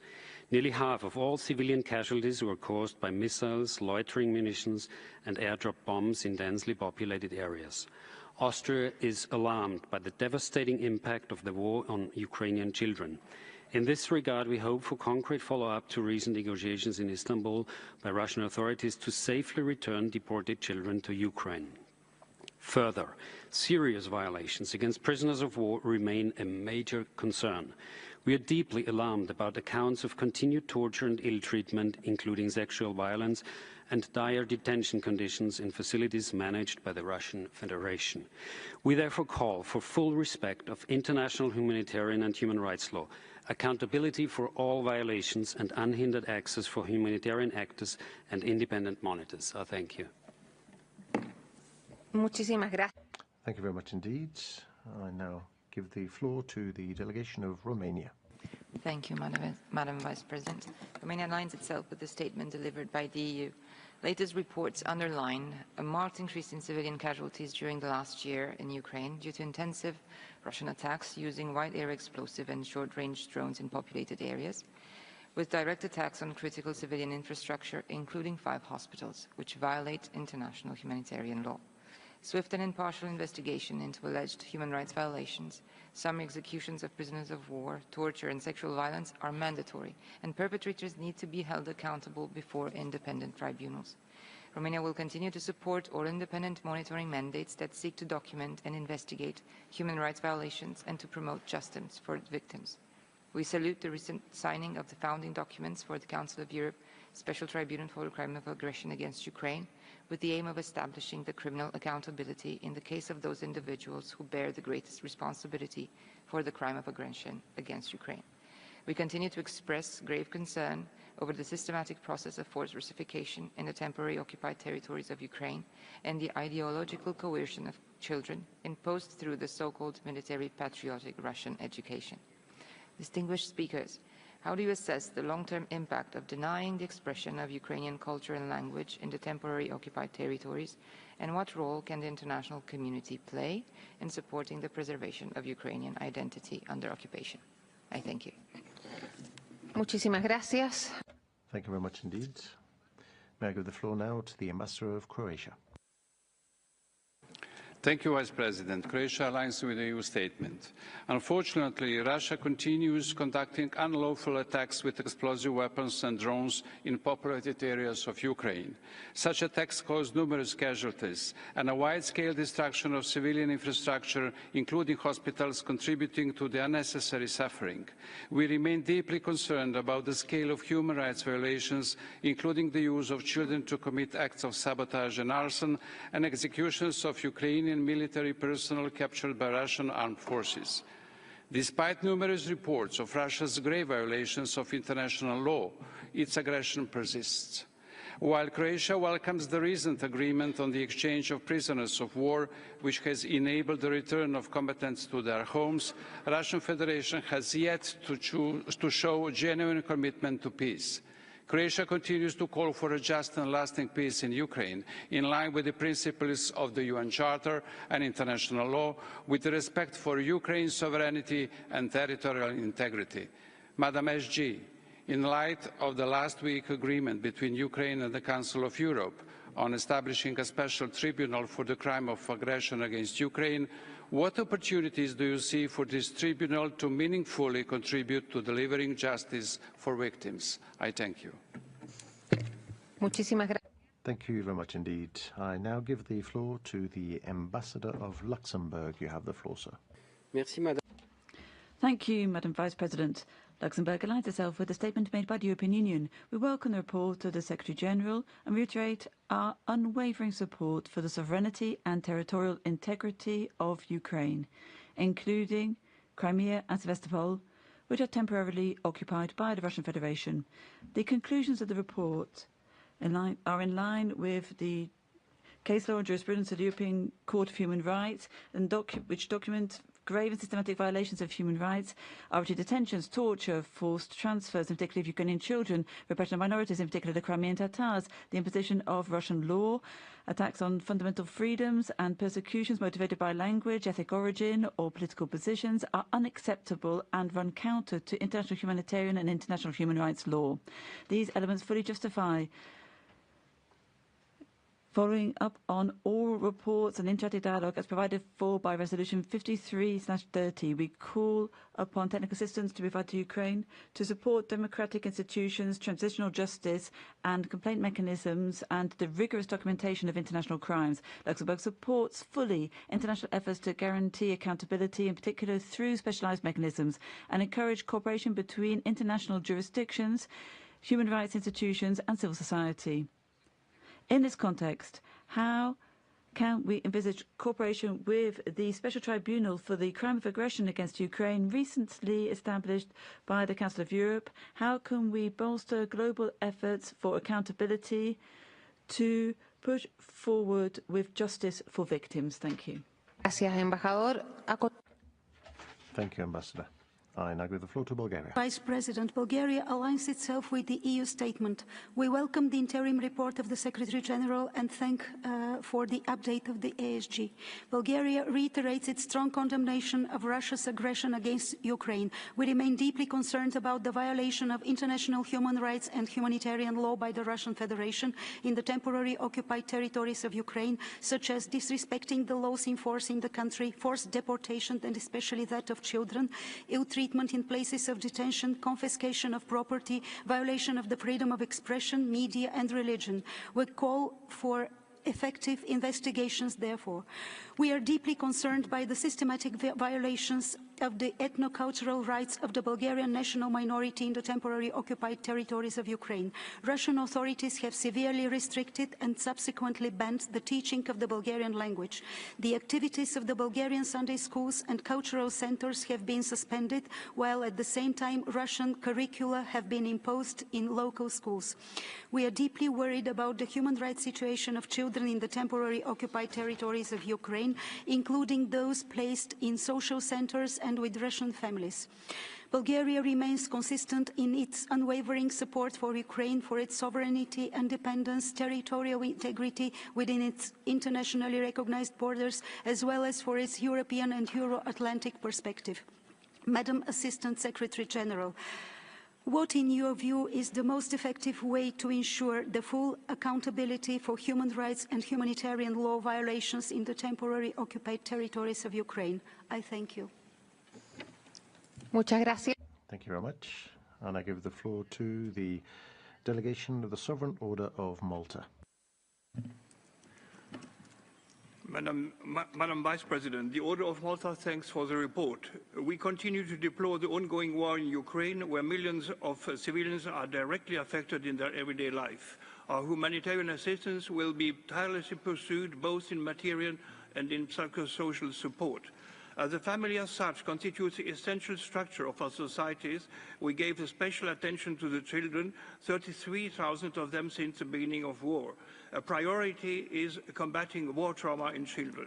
We would like to join our voice to those deploring that during hostilities, children have been separated from their parents without a possibility to return home. A reunion of these families should happen without delay. An important goal is also our support to comprehensive veteran reintegration and to the lonely elderly people. The Order of Malta repeats its appeal to the parties for the respect of international humanitarian law and human rights law, for an immediate ceasefire and a truly negotiating process between the parties going beyond the initial steps reached so far. An approach based on the respect for the dignity of each individual should and can inspire a process leading to a true and long-lasting peace. Thank you. Muchísimas gracias. Thank you very much indeed. I now give the floor to the Ambassador of Georgia. Thank you, Madam Vice President. Georgia thanks the Commissioner for the update and commends the Office for its continued reporting. The latest report presents alarming evidence of systematic human rights and humanitarian law violations by the Russian Federation in temporarily occupied Ukrainian territories. Particularly disturbing are violations that constitute war crimes and are manifested in deportations and forcible transfers of Ukrainian children, many of whom have been subjected to unlawful changes of identity and citizenship. report also outlines Russian-generated systematic human rights violations in occupied Ukraine regions, including forced citizenship, property seizures, torture, ill treatment, and discrimination on the ethnic ground, especially against Crimean Tatars. We reiterate our strong support for OHCHR and other monitoring mechanisms in documenting violations and promoting accountability, and emphasize the need of immediate, safe, and unfettered access to be given to the OHCHR and other international humanitarian organizations to Crimea and other Ukrainian regions temporarily occupied by Russia. In conclusion, Georgia reaffirms its unwavering support for the sovereignty, independence, and territorial integrity of Ukraine within its internationally recognized borders, including its territorial waters. Thank you. Gracias, Thank you, Ambassador. May I now give the floor to the delegation of the United Kingdom. Thank you, Assistant Secretary-General, for your update on the human rights situation in Ukraine's temporarily occupied territories. In June 2024, the European Court of Human Rights found Russia to have committed multiple human rights violations since its illegal annexation of Crimea. In May this year, the Council of Europe urged Russia to restore Ukrainian law in Crimea and end the use of torture and ill treatment. There are very concerning reports of civilians being detained and taken across the border into Russia, where they have been convicted on spurious charges. This includes those who work in critical civilian infrastructure, such as the Zaporizhzhia nuclear power plant, and journalists. We note your assessment that targeted use of drones, including attacks that have killed civilians while delivering humanitarian aid, has violated IHL principles of distinction and precaution. Russia must comply with international law. Rapid and unimpeded passage for humanitarian relief for civilians is needed. Those responsible must be held to account for the appalling forcible transfer of Ukrainian children and the enlistment of these children into military patriotic training programs, potentially then being sent to fight against their own country. Assistant Secretary-General, given Russia's attempt to erase children's heritage, what steps can be taken to prevent the long-term erasure of their cultural and national identity? Thank you. Muchísimas gracias. Thank you very much indeed. I'll now give the floor to the Ambassador of Poland. Ambassador, you have the floor. Thank you, Madam Vice President, Madam Assistant Secretary General. Poland aligns itself with the EU statement. We fully support the work of the Human Rights Monitoring Mission in Ukraine. We are alarmed at the growing number of civilian casualties, including through an increased use of short-range drones. Drones have been used to deliberately attack Ukrainian civilians engaged in everyday activities. Those individuals, clearly unarmed, trusted would not be targeted, and yet they were. We condemn in the strongest terms Russia's use of Ukrainian children to commit acts of sabotage. This is unacceptable under any circumstances. Children must never be used as tools of war. Russia demonstrates a blatant disregard for human rights and humanitarian law. Its repeated rejections of numerous calls for ceasefire and targeting of civilians make it clear Russia would rather wage war than pursue peace. Poland remains steadfast in its commitment to accountability. Those responsible for international crimes perpetrated in and against Ukraine must be brought to justice. We welcome the recent progress made on establishing the Special Tribunal for the Crime of Aggression against Ukraine within the framework of the Council of Europe. This is an important step towards preventing impunity and rebuilding confidence in the international rules-based order. I thank you. Gracias, Thank you, Ambassador. I now give the floor to the delegation of New Zealand. Thank you, Madam Vice President. New Zealand thanks the Assistant Secretary-General for her update today and the Secretary-General for his report. Ongoing reporting on the human rights situation in Ukraine, including in the temporary occupied territories, is essential to ensure accountability for human rights violations. The update today and the Secretary-General's report detail that the human rights situation in the temporarily occupied territories of Ukraine continues to deteriorate, and that this is largely due to the Russian Federation's disregard for its responsibilities under international humanitarian law as an occupying power. New Zealand remains gravely concerned by the documented cases of executions, deaths in custody, arbitrary detention, torture, including sexual violence, ill treatment and enforced disappearance in the temporarily occupied territories of Ukraine. New Zealand calls for the Russian Federation to fully uphold its obligations under international law, including international human rights law. Let us not forget that Russia's presence in the temporarily occupied territories of Ukraine is the result of multiple violations of Ukraine's territorial integrity since 2014, which have been consistently condemned by the UN membership. Assistant Secretary-General, as others have asked, what more can be done to ensure accountability for the human rights violations in the temporarily occupied territories of Ukraine? Thank you. Muchas gracias, embajador. Thank you very much, Ambassador. I now would like to give the floor to the Ambassador of the Republic of Korea. Thank you, Madam Vice President. The Republic of Korea appreciates the Assistant Secretary General's oral presentation. We take note of the recent, albeit limited, exchange of prisoners of war following the peace talks in Istanbul, which may serve as a step forward toward rebuilding trust. However, such progress remains fragile as Russia's war of aggression against Ukraine persists. Reports of continued attack on civilians and civilian infrastructure, including through the use of explosive weapons, point to tens of thousands of casualties and grave impacts on public health, education, and basic services. We are particularly alarmed by reports of unlawful killings, torture, enforced disappearances, and the forcible deportation of the Ukrainian children.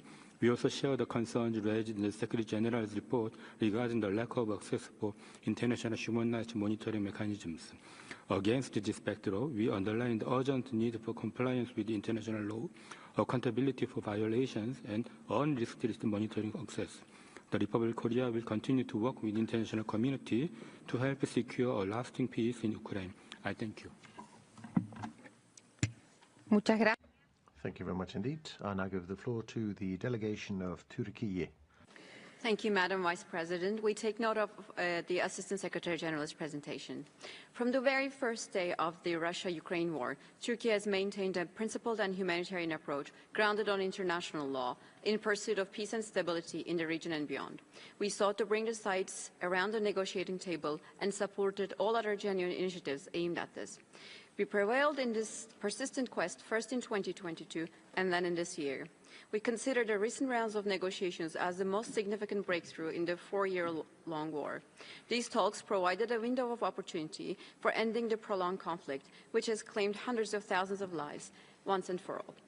It has yielded concrete results such as deals on prisoner exchanges and repatriation of fallen soldiers. It is important that the international community continues to encourage both sides to remain committed to the continuation of negotiations. A just and lasting peace is also an outcome that the Crimean Tatar people have been yearning for many years. Crimean Tatars have the right to live in their ancestral land freely, securely, and peacefully.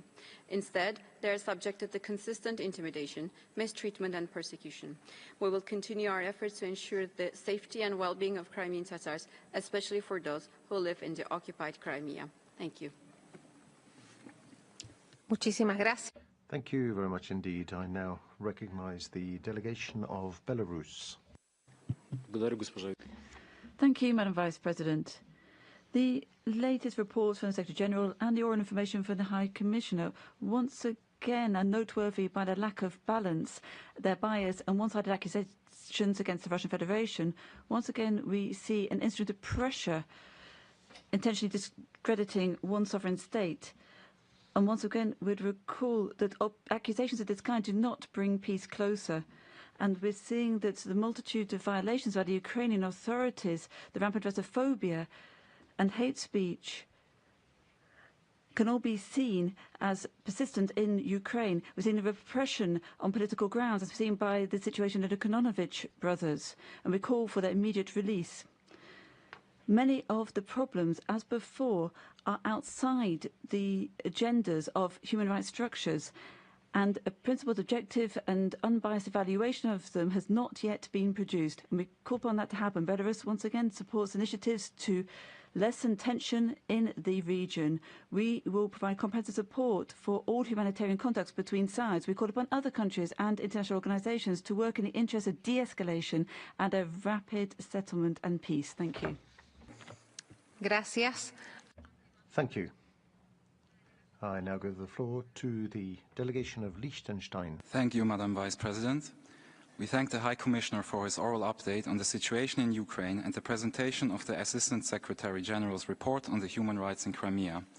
Liechtenstein remains deeply concerned about the serious violations of international human rights law and international humanitarian law committed by the Russian Federation in the context of its unprovoked and unjustified war of aggression against Ukraine. We strongly condemn the continuing and brutal assault on Ukrainian civilians and its civilian infrastructure. The lack of credible commitment by the Russian Federation to a settlement of the conflict and the continued brutal attacks undermine a just and lasting peace. Ukrainian citizens in temporarily occupied territories may not be forced to acquire Russian citizenship, nor should they be pressured into military service to take up arms against their own country. We decry Russia's practice of indoctrinating Ukrainian children through so-called patriotic military education and urge the Federation to reinstate the Ukrainian state curriculum.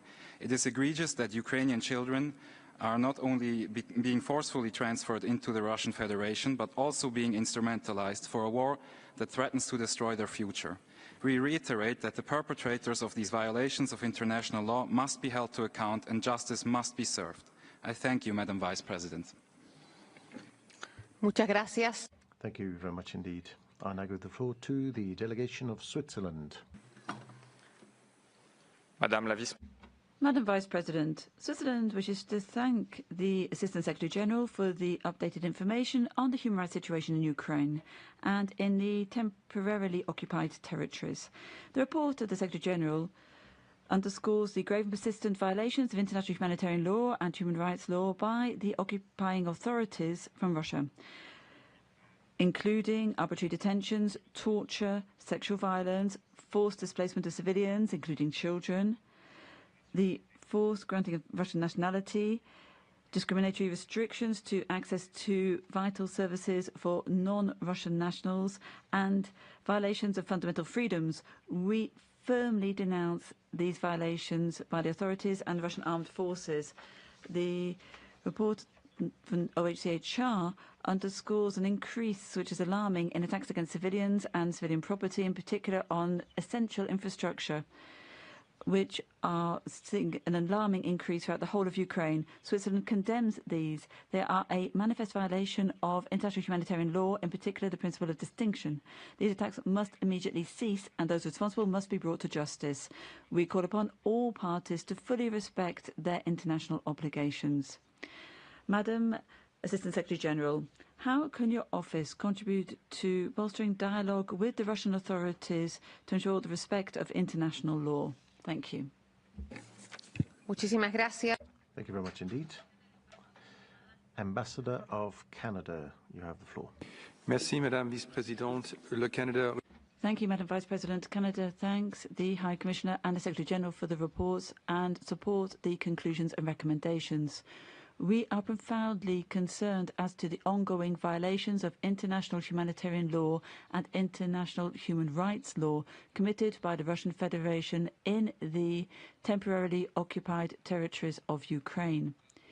We are alarmed by the transfer and forced deportation and militarization of Ukrainian children, and also by the imposition of Russian citizenship and the persistent use of torture, arbitrary detention and sexual violence. We would echo the call for free, unimpeded access of the OHCHR and other monitoring mechanisms of an international nature and regional nature to all of the temporarily occupied territories. We urge all member states to continue to work alongside us and to support efforts aiming to monitor, document and respond to these violations. Canada reiterates its unwavering support to the sovereignty and territorial integrity of Ukraine and shall continue to defend justice, accountability and the protection of all victims. Madam Assistant Secretary General, what efforts are being deployed for the United Nations to have access to the temporarily occupied zones? Thank you. A continuación, Thank you very much. North Macedonia is next. Madam Vice President, North Macedonia remains deeply concerned by the grave and persistent violations of international human rights and humanitarian law outlined in the Secretary-General's report on the temporarily occupied territories of Ukraine, including Crimea and the city of Sevastopol. The report details systemic abuses of the occupying authorities of the Russian Federation, including forced citizenship, conscription, arbitrary detention, torture, and enforced disappearances. The continued transfer of Ukrainian detainees, including children, to Russian territory is a clear violation of the international law. Freedom of expression, religion, and association is being suppressed, particularly targeting Crimean Tatars, journalists, and human rights defenders. Ukrainian institutions are being dismantled and property rights eroded to facilitate demographic changes. North Macedonia joins the Secretary-General in calling for immediate, unfettered access for independent international monitoring mechanisms to all occupied territories, the cessation of all violations, and full accountability for those responsible.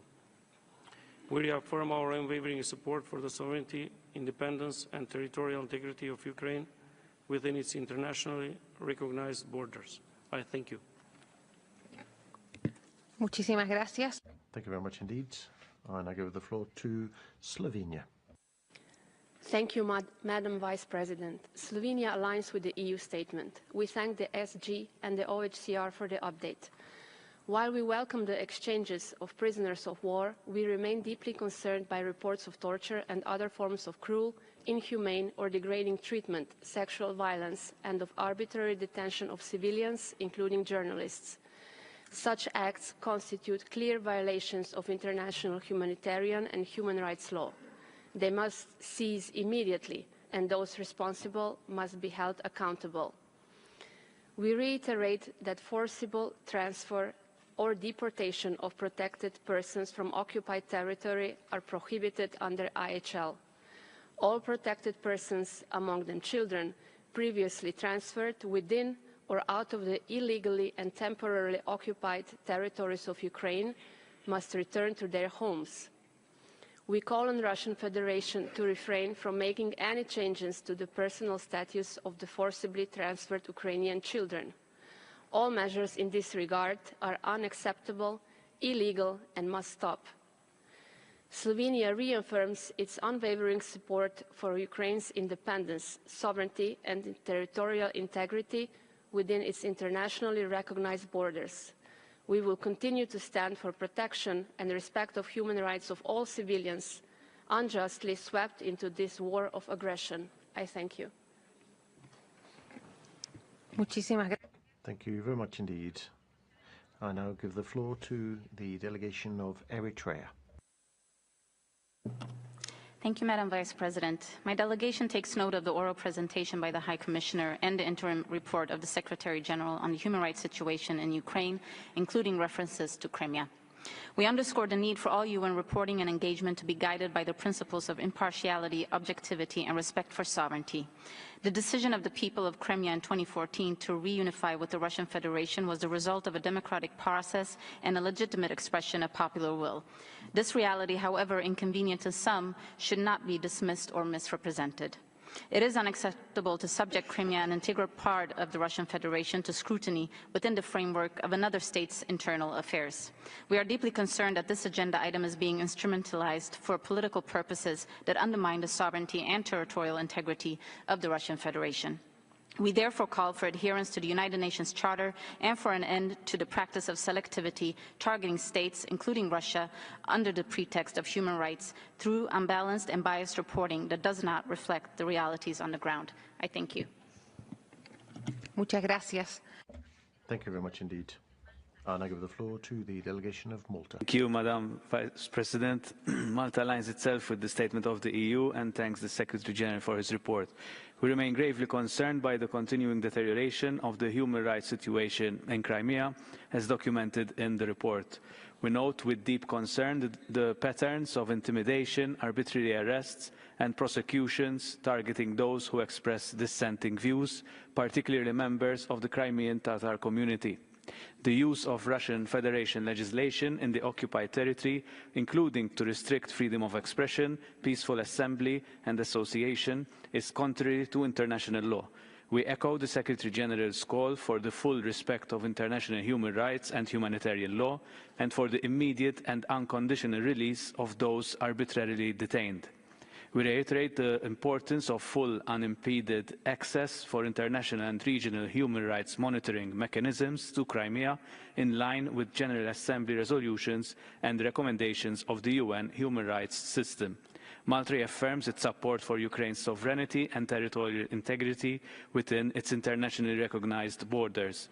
We call for the protection of civilians and for accountability for all violations and abuses of human rights. I thank you. Muchísimas gracias. Thank you very much indeed. I now give the floor to the Ambassador of Spain. Muchas gracias. Thank you very much, Madam Vice President. Spain adds its voice to what was said by the EU and thanks the Secretariat for their report. I don't think we could enrich the debate by adding more description of the atrocities perpetrated by Russia in Ukraine territory, including the total range of human rights violations. But I would like to share with you two thoughts. The first is that the absence of Russia is a lack of respect this afternoon here in the Council, and a clear sign of its lack of willingness to cooperate and a determination to use the institution for spurious reasons and to manipulate it. That was number two. The credibility of this Council is often attacked because we supposedly have double standards.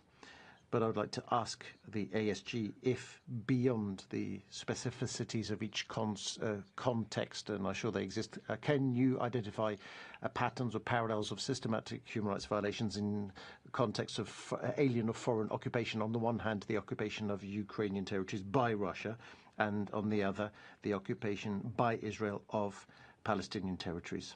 Thank you very much indeed. Muchas gracias, embajador. Thank you very much, Ambassador, says the Vice President. I now give the floor to the Netherlands. Thank you, Madam Vice President. The Kingdom of the Netherlands aligns itself with the EU statement. We thank the Assistant Secretary General for the update and the presentation of the Secretary General's report. More than 3 years since Russia's illegal and unprovoked full-scale invasion of Ukraine, and more than 11 years after its annexation of Crimea, Russia continues to rip Ukrainians from their identity, culture, and land. For the 12th time already, the UNSG's report details human rights violations committed by Russia in the temporarily occupied territories, including in Crimea. We strongly condemn the torture, ill treatment, sexual violence, arbitrary detention, attempts at Russification, and the forcible transfer and deportation of civilians, including children, as described in the Secretary General's report. The report also makes clear that violations identified in previous reports have not been investigated or prosecuted by the Russian authorities. Instead, legislation has been adopted granting immunity to perpetrators of human rights violations. This underlines the need to support efforts at the international level to bring perpetrators to justice. The Netherlands will remain committed to restore justice for the people of Ukraine. Madam ASG, what can be done to provide support to children who have been in Russian so-called patriotic military training? Thank you. Muchas gracias. A continuación. Thank you very much. I now call the Ambassador of Portugal. Muchas gracias, señora vicepresidenta. Portugal welcomes the Assistant Secretary General's presentation of the Secretary General's interim report. We commend the ongoing efforts to shed light on Russia's systematic violations of international human rights and humanitarian law, despite its lack of cooperation. We remain concerned by the widespread repression of fundamental freedoms. The reports of arbitrary detention, torture, enforced disappearances and forced conscription are unacceptable. As evidenced by the accounts of persecution against journalists, lawyers, civil society actors and Crimean Tatars, there is a pattern of targeted discrimination and intimidation by Russian authorities. We are appalled by the documented cases of forced transfer and deportation of Ukrainian children.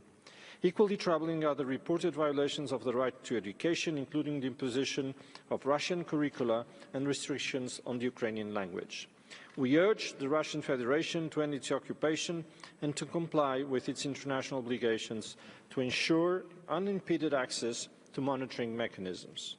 Portugal reaffirms its commitment to accountability and justice for all victims, as well as its support to the sovereignty, independence and territorial integrity of Ukraine within its international recognized borders.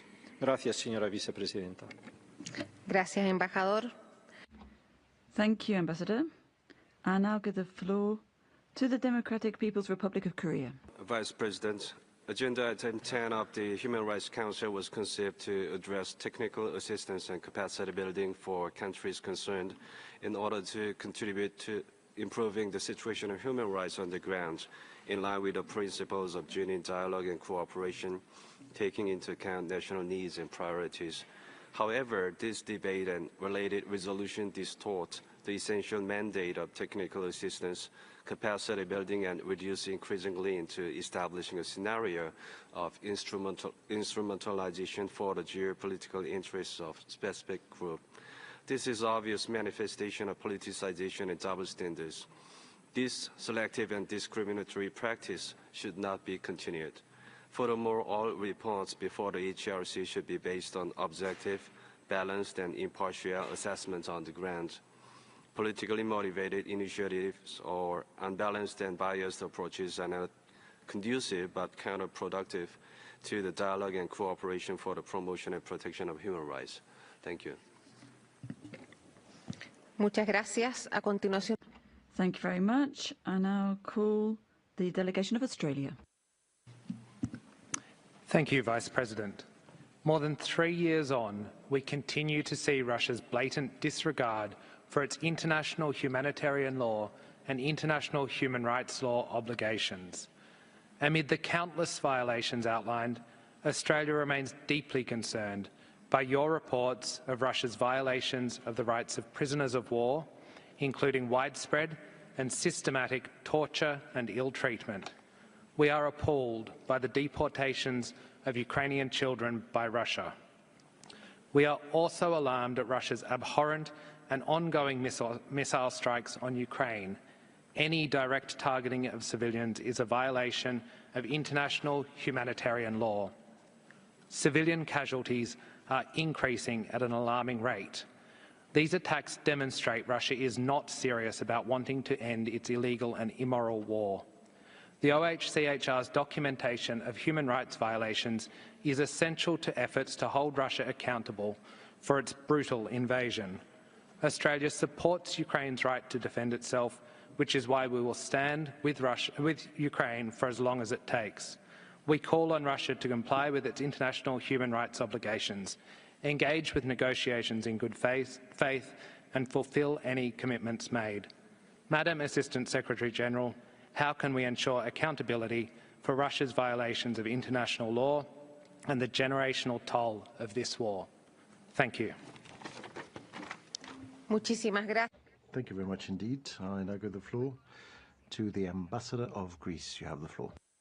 Madam Vice President, Greece aligns with the EU statement and thanks the Assistant Secretary General for her update. We express our serious concern for the findings of both reports and the continuous widespread violations of international human rights law and international humanitarian law committed by Russia in the framework of its war of aggression against Ukraine. We remain gravely concerned by the high numbers of civilian casualties from systematic drone attacks and attacks on hospitals, energy, and other civilian infrastructure by Russia. We are equally alarmed by the situation in the temporarily occupied territories of Ukraine. Reports indicate numerous cases of torture, ill treatment, sexual violence, enforced disappearances, arbitrary arrest and detention. Ukrainian children are reported to have been forcibly transferred within these territories or deported to the Russian Federation. We are deeply troubled by reports of military training programs and prospects of future military service for children in these areas. We underline the urgent need to ensure safe return and family reunification for all affected children. We reiterate the importance of ensuring accountability for all violations and call on the Russian Federation to comply fully with its obligations under international law. Finally, we reiterate our support for Ukraine's independence, sovereignty and territorial integrity within its internationally recognized borders and for a comprehensive, just and lasting peace in line with the principles of the UN Charter and international law. I thank you. Gracias, embajador. Thank you, Ambassador. Ambassador of Belgium, you have the floor. Thank you, Madam Vice President. My delegation aligns itself with the EU statement. Belgium firmly condemns Russia's unprovoked and unjustified war of aggression against Ukraine, as well as its ongoing violations of international humanitarian and human rights law committed in complete impunity. Russia's escalating and systematic attacks on residential areas and civilian infrastructure clearly demonstrates its continued lack of sincerity regarding any path towards peace. While we welcome the recent exchange of prisoners, we remain deeply concerned about those still held in Russian captivity. We call for the immediate return of all prisoners of war, unlawfully detained civilians and children who have been unlawfully deported or forcibly transferred. We are equally alarmed by the coercion of residents in Russian-occupied territories into accepting Russian citizenship and by systematic indoctrination of children. Russia must immediately end its war of aggression, withdraw unconditionally from the entire territory of Ukraine, and put an end to the unbearable suffering it continues to cause. Belgium remains fully committed to a just and lasting peace grounded in international law and full accountability for war crimes and other grave violations. Madam ASG, what more can the international community do to ensure the protection and return of Ukrainian children who have been unlawfully deported or forcibly transferred, and to hold all those responsible at every level fully accountable? I thank you. Muchas gracias. Thank you very much indeed, Ambassador. Uruguay, you have the floor. Thank you very much, Madam Vice President. We're grateful for the High Commissioner's oral update and the presentation of the report of the Secretary General, interim one. We are concerned about the international human rights law, international humanitarian law, international laws, violations by the Russian Federation on Ukrainian territories temporarily occupied. Documented in this report, we appeal to the parties to ensure that UNHCR, the regional mechanisms, regional human rights monitoring mechanisms, can have unfettered access to Ukraine's territories occupied temporarily, to permit the effective application of the UN resolutions. We reiterate the need for accountability for the serious international law crimes committed in Crimea and Ukrainian territory. We return our firm support to the sovereign integrity of Ukraine within its internationally established borders, and we appeal to the Russian Federation to fully abide throughout the territory with its obligations under international law and international humanitarian law. Thank you very much. Muchas gracias. Thank you very much. The Bolivarian Republic of Venezuela, you have the floor. Thank you, Madam Vice President. The agenda item 10 was designed to tackle technical assistance and capacity building to improve human rights situations in the countries concerned with their cooperation. Through dialogue and cooperation, we deplore the fact that under item 10, initiatives far from these clear parameters have been promoted, which is precisely what caused the demise of the now defunct Human Rights Commission. We reiterate the fact that politicization, selectivity and double standards do not contribute in any way to the promotion and protection of human rights and in no way benefit vulnerable people or persons. Madam Vice President, we deplore the fact that Ukraine has become an instrument for the expansion of NATO, putting at risk the human rights of all its people, to foster aggression against Russia in an attempt to expand the strategic lines of this military alliance. This aggression is reflected in an increase of anti-Russian sentiment, attacks against the Orthodox Church and its faithful, and the growing practice of torture, including for foreign journalists. Venezuela, firm defender of the UN Charter, will always advocate for dialogue to guarantee peace. This was the last speaker we could accommodate. We move on now to NHRIs and NGOs. Cedo entonces la palabra a Ukrainian Parliament. Ukrainian Parliament Commission for Human Rights, you have the floor. Secretary General, participants, I would like to thank you for important work and systematic reporting. For 11 years, the Russian Federation has grossly violated human rights in our country. Killings, deportations, torture, sexual violence, unlawful detentions, and executions have become widespread phenomenon. The civilian population is the main target. Russia systematically shells civilian infrastructure. People are killed and injured daily because of the aggression of Russian Federation. Among them are innocent children. That is why I call on the Office of the High Commissioner and the monitoring mission to continue and strengthen their efforts to protect human rights in Ukraine, namely, to highlight in reports the systematic shelling of civilian infrastructure and other crimes committed by the aggressor state, to conduct monitoring visits to places of illegal detention on the territory of Russia and demand access to them, to urge stronger international diplomatic and sanctions pressure on Russia to stop the crimes. Human rights must be protected and international humanitarian law must be respected. Muchísimas gracias. Thank you very much indeed.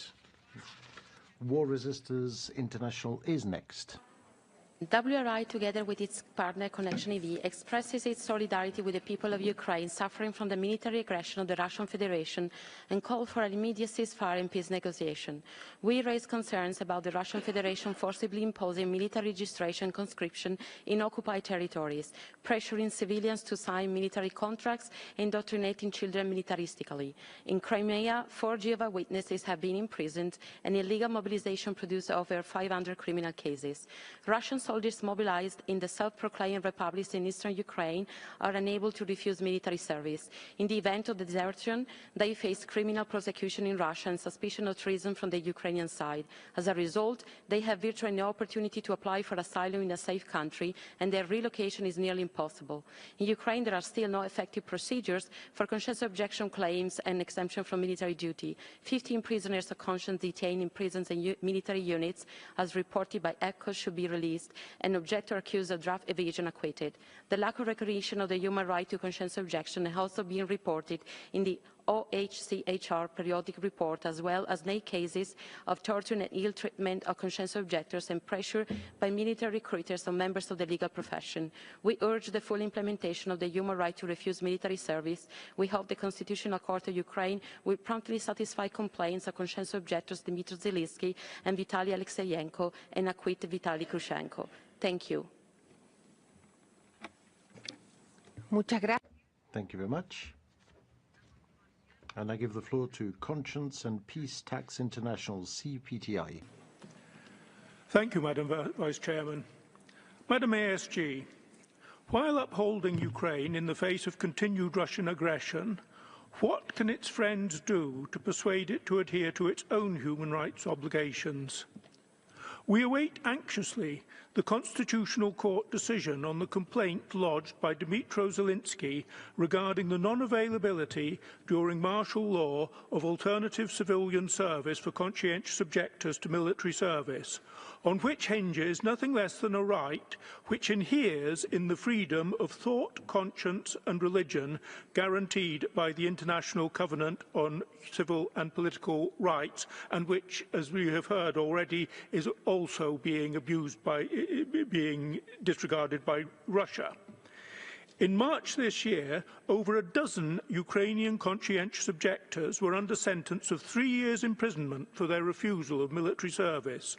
No less than 182 further cases were currently before the courts, and more than 500 criminal investigations were underway on Jehovah's Witnesses alone. Other objectors, having been forcibly recruited, were facing even harsher military penalties for disobedience. Unless the Constitutional Court halts this trend, as we fervently hope it does, the number of imprisoned objectors will by the end of the year be in the hundreds. This, we must point out, would constitute a repression of minority beliefs on almost a Russian scale. Thank you. Muchas gracias. Thank you very much. I now give the floor to World Federation of Ukrainian Women's Organizations. We thank the High Commissioner and the Secretary General for the reports. We are gravely concerned about the continued and massive aerial attacks on Ukraine by the Russian Federation. The intensified use of long-range missiles and systematic drone strikes have led to a dramatic 50% increase in civilian casualties this year. We condemn in the strongest of terms these actions, including the deliberate targeting of residential areas and civilian infrastructure, transportation networks, and emergency and rescue services. Widespread and systematic use of enforced disappearances and torture in occupied territories must stop. The international community and this Council must intensify efforts to secure the release of all Ukrainian civilians unlawfully detained. Currently, 37,000 Ukrainians are registered missing, and 16,000 Ukrainian civilians are known to be detained by Russia, though the actual number is likely much higher. Many have been held for years without trial, subjected to torture, inhumane conditions, and unlawful transfer to the Russian Federation. The tragic case of Ukrainian journalist Victoria Roshchina, who died in Russian captivity, showing clear signs of torture, underscores the urgency of international action. The detention of civilians is a grave violation of international law. We stress that civilians must not be included in prisoner exchanges. They must be released immediately and unconditionally. Continued efforts are necessary to ensure access to occupied territories for the monitoring of human rights. We fully support the position of the government of Ukraine in its efforts to negotiate a ceasefire and a just and lasting peace, as well as the recent establishment of a special tribunal for the crime of aggression against Ukraine. All those responsible for the crime of aggression and war crimes must be brought to justice. Thank you. Muchas gracias. Thank you very much. I now give the floor to Human Rights Research League. Thank you, Mr. President. Human Rights Research League is appalled by Russia's ongoing aggression, and as a Ukrainian journalist and human rights advocate myself, I must speak out against the horrific crimes committed by Russia in its war against Ukraine. These acts are crimes against humanity. One of the most disturbing perpetrations is Russia's systematic kidnapping of Ukrainian children from occupied territories. The children are taken from orphanages or separated from their parents and guardians, transported to Russia, stripped of their identities, and illegally adopted. This is a state-sponsored child trafficking. The ICC issued arrest warrants for war crimes for key state actors in Russia involved in these abductions. These crimes may also amount to genocide by erasing Ukrainian identity. The brutality extends to Ukrainian civilians abducted, tortured, and killed in Russian captivity. The recent murder of journalist Victoria Roshchina, tortured and mutilated in captivity, is heartbreaking. Ukrainian prisoners of war face torture, starvation, execution, in violation of the Geneva Conventions. These abuses are systemic and approved by Russia's leadership. We stand with survivors and families demanding justice and action. The international community must hold Russia accountable, not just for past crimes, but for the ongoing aggression. Russia's war must not continue unchallenged. Thank you. Muchísimas gracias. Thank you very much indeed. Human Rights House Foundation is next. Thank you. We welcome the Secretary General's report and its detailed focus on the deteriorating situation in Crimea.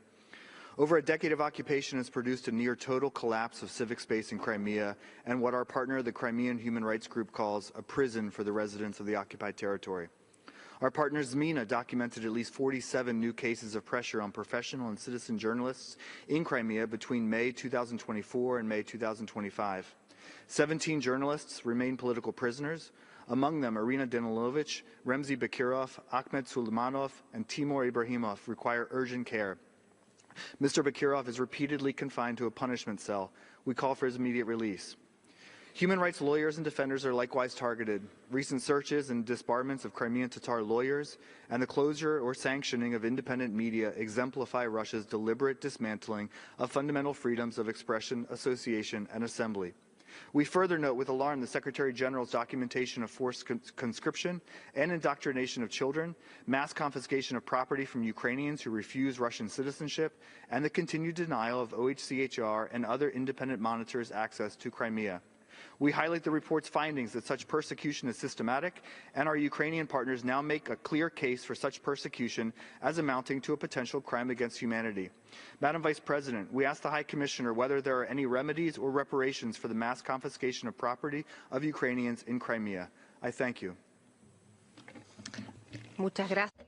Thank you very much. Civicus is next.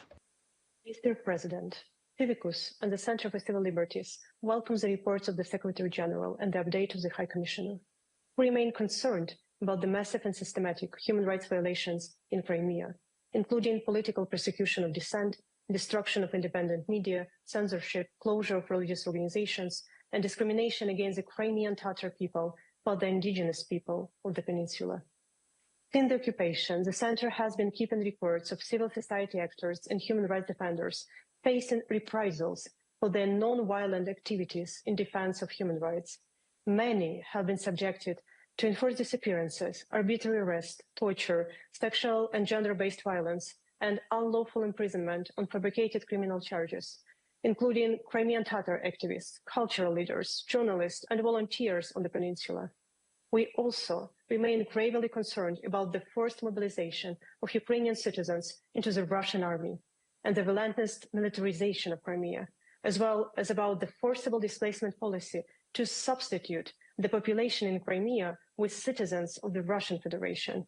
We urge states to make human rights violations and abuses occurring in occupied Crimea more visible, to support civil society with flexible and long-term funding, and to support the extension and adequate funding of international investigative efforts to ensure accountability for crimes against civil society.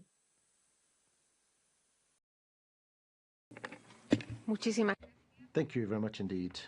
I now give the floor for a joint statement to Lawyers for Lawyers. Lawyers Rights Watch Canada, the International Bar Association Human Rights Institute, Frontline Defenders and the Council of Bars and Law Societies in Europe remain deeply concerned about the ongoing persecution of lawyers in occupied Crimea. Those representing Crimean Tatars, Ukrainians, and civil society actors in politically sensitive cases are systematically harassed, threatened, and prosecuted. Their homes and offices are raided, access to clients and case materials obstructed, and their licenses revoked, effectively preventing them from defending political prisoners. Bar associations under the occupying authorities no longer function independently. Disciplinary bodies are routinely weaponized to interfere with lawyers' work, often at the direct request of the Russian Ministry of Justice.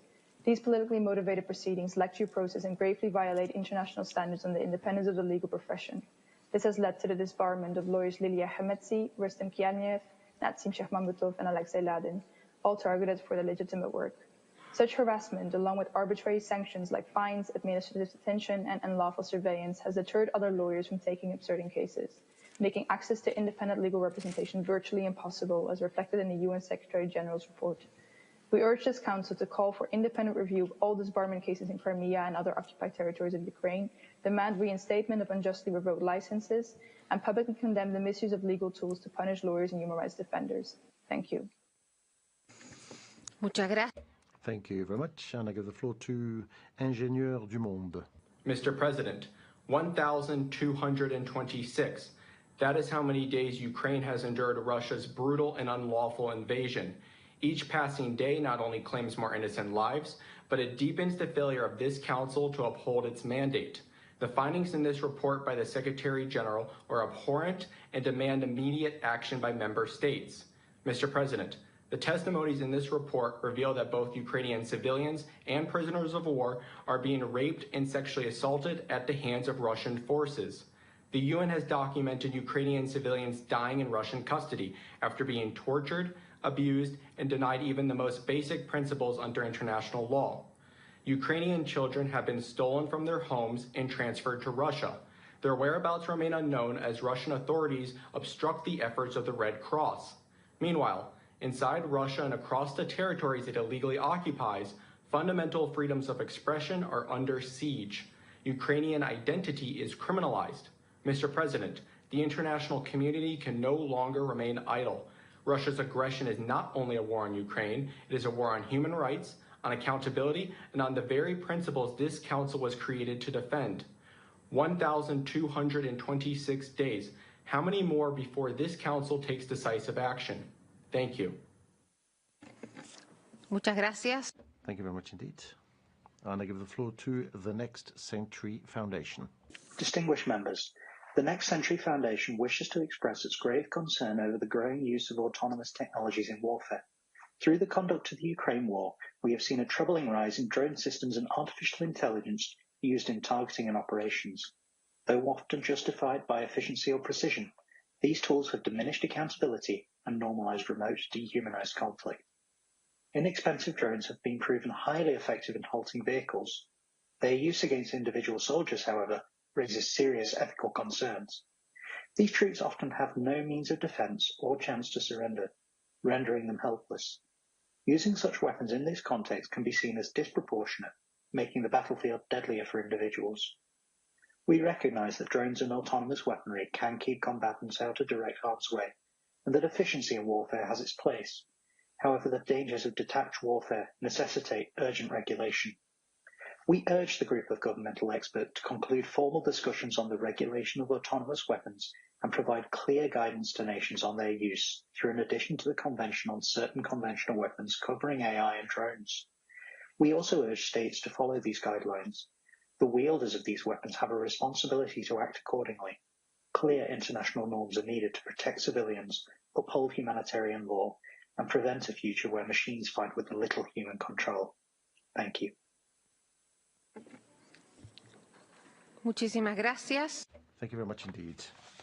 This was the last speaker we could accommodate in this dialogue.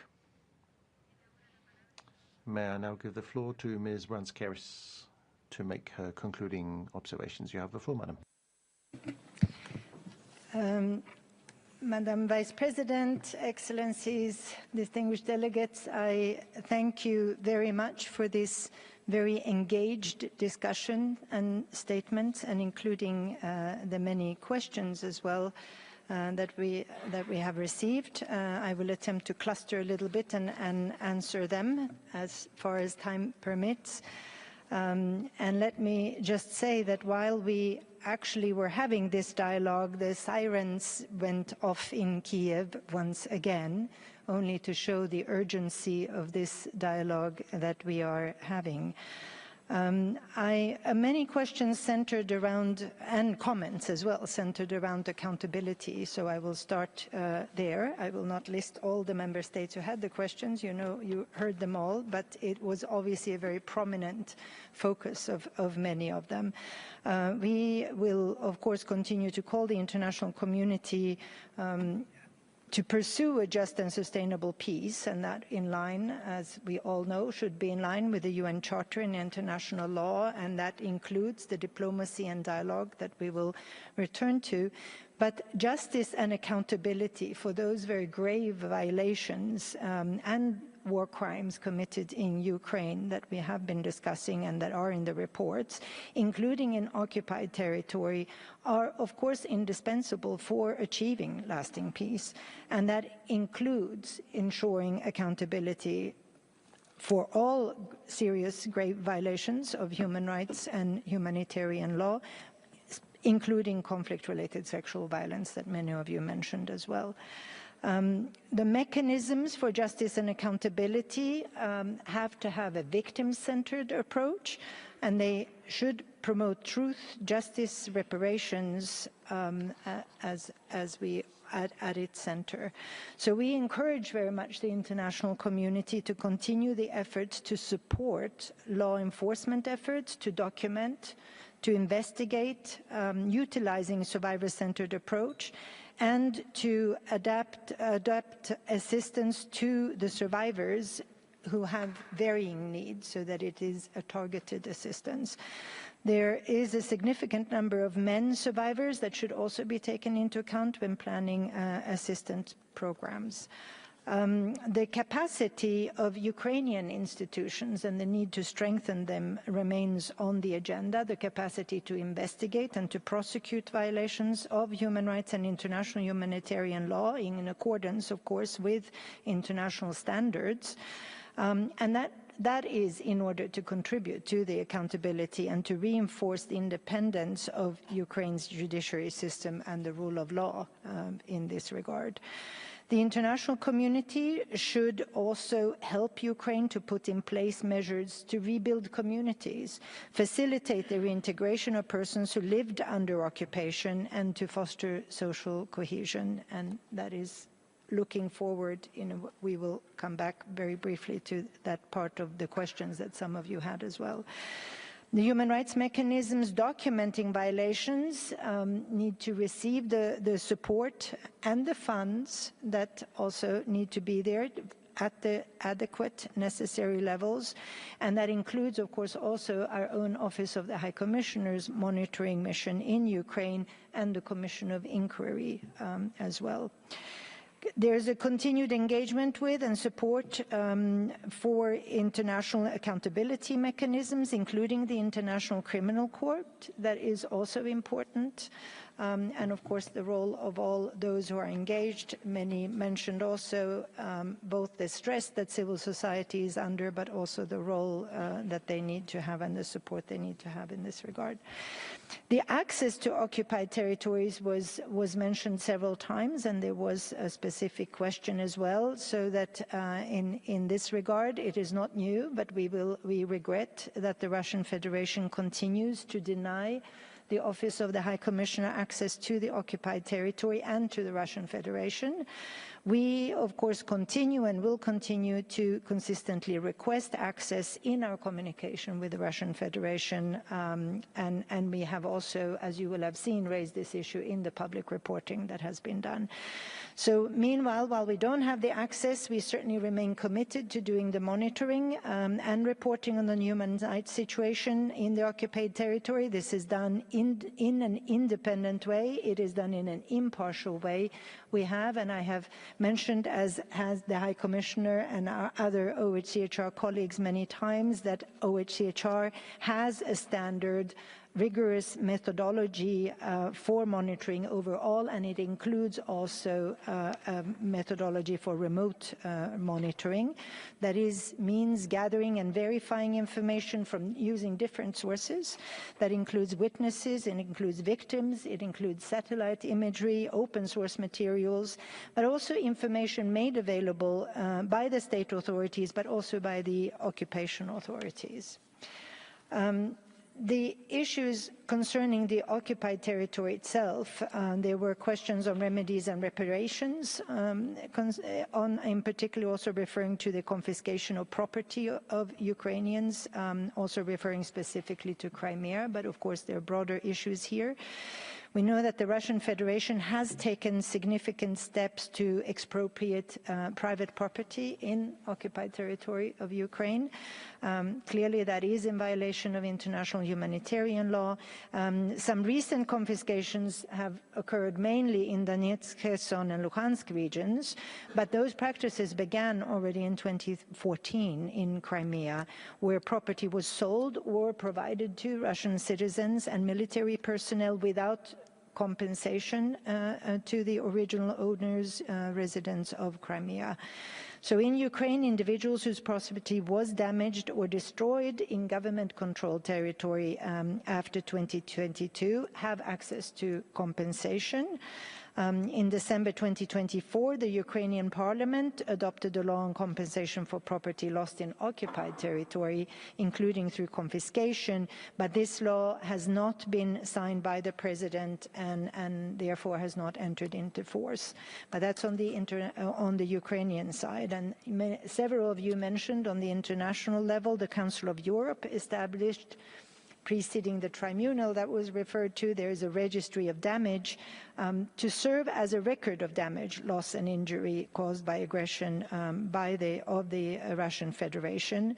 And these mechanisms, of course, cover property confiscated by the occupation authorities, but to the properties that were lost after 24th of February 2022, specifically. So we call on the Russian Federation certainly to refrain from confiscating private property in occupied territory, and we encourage the international community, as well as Ukraine, to include people who lost their property in the occupied territory before 2022 in all compensation and reparation measures in order to ensure also the equal treatment of victims in this regard.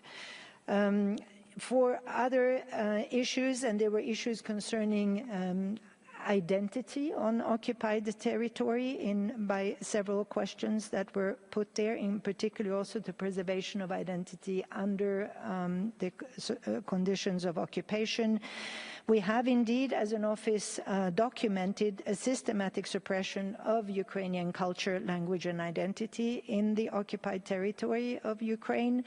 Those are violations, very clear violations of an occupying power's obligations under international humanitarian law.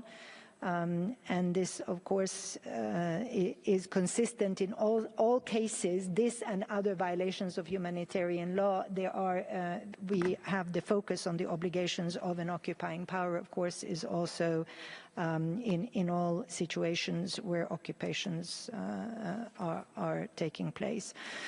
So beyond the legal implications, they also have clearly very long-term consequences. There is the social fabric issue itself, the destruction of society, of communities themselves, the fragmentation and the threat to the identities, the Ukrainian identity, community identities, the cultural heritage that risks being lost, as well as linguistic diversity, which of course we should all cherish. But this was also, many of you or several of you mentioned particularly the focus on children and youth as well.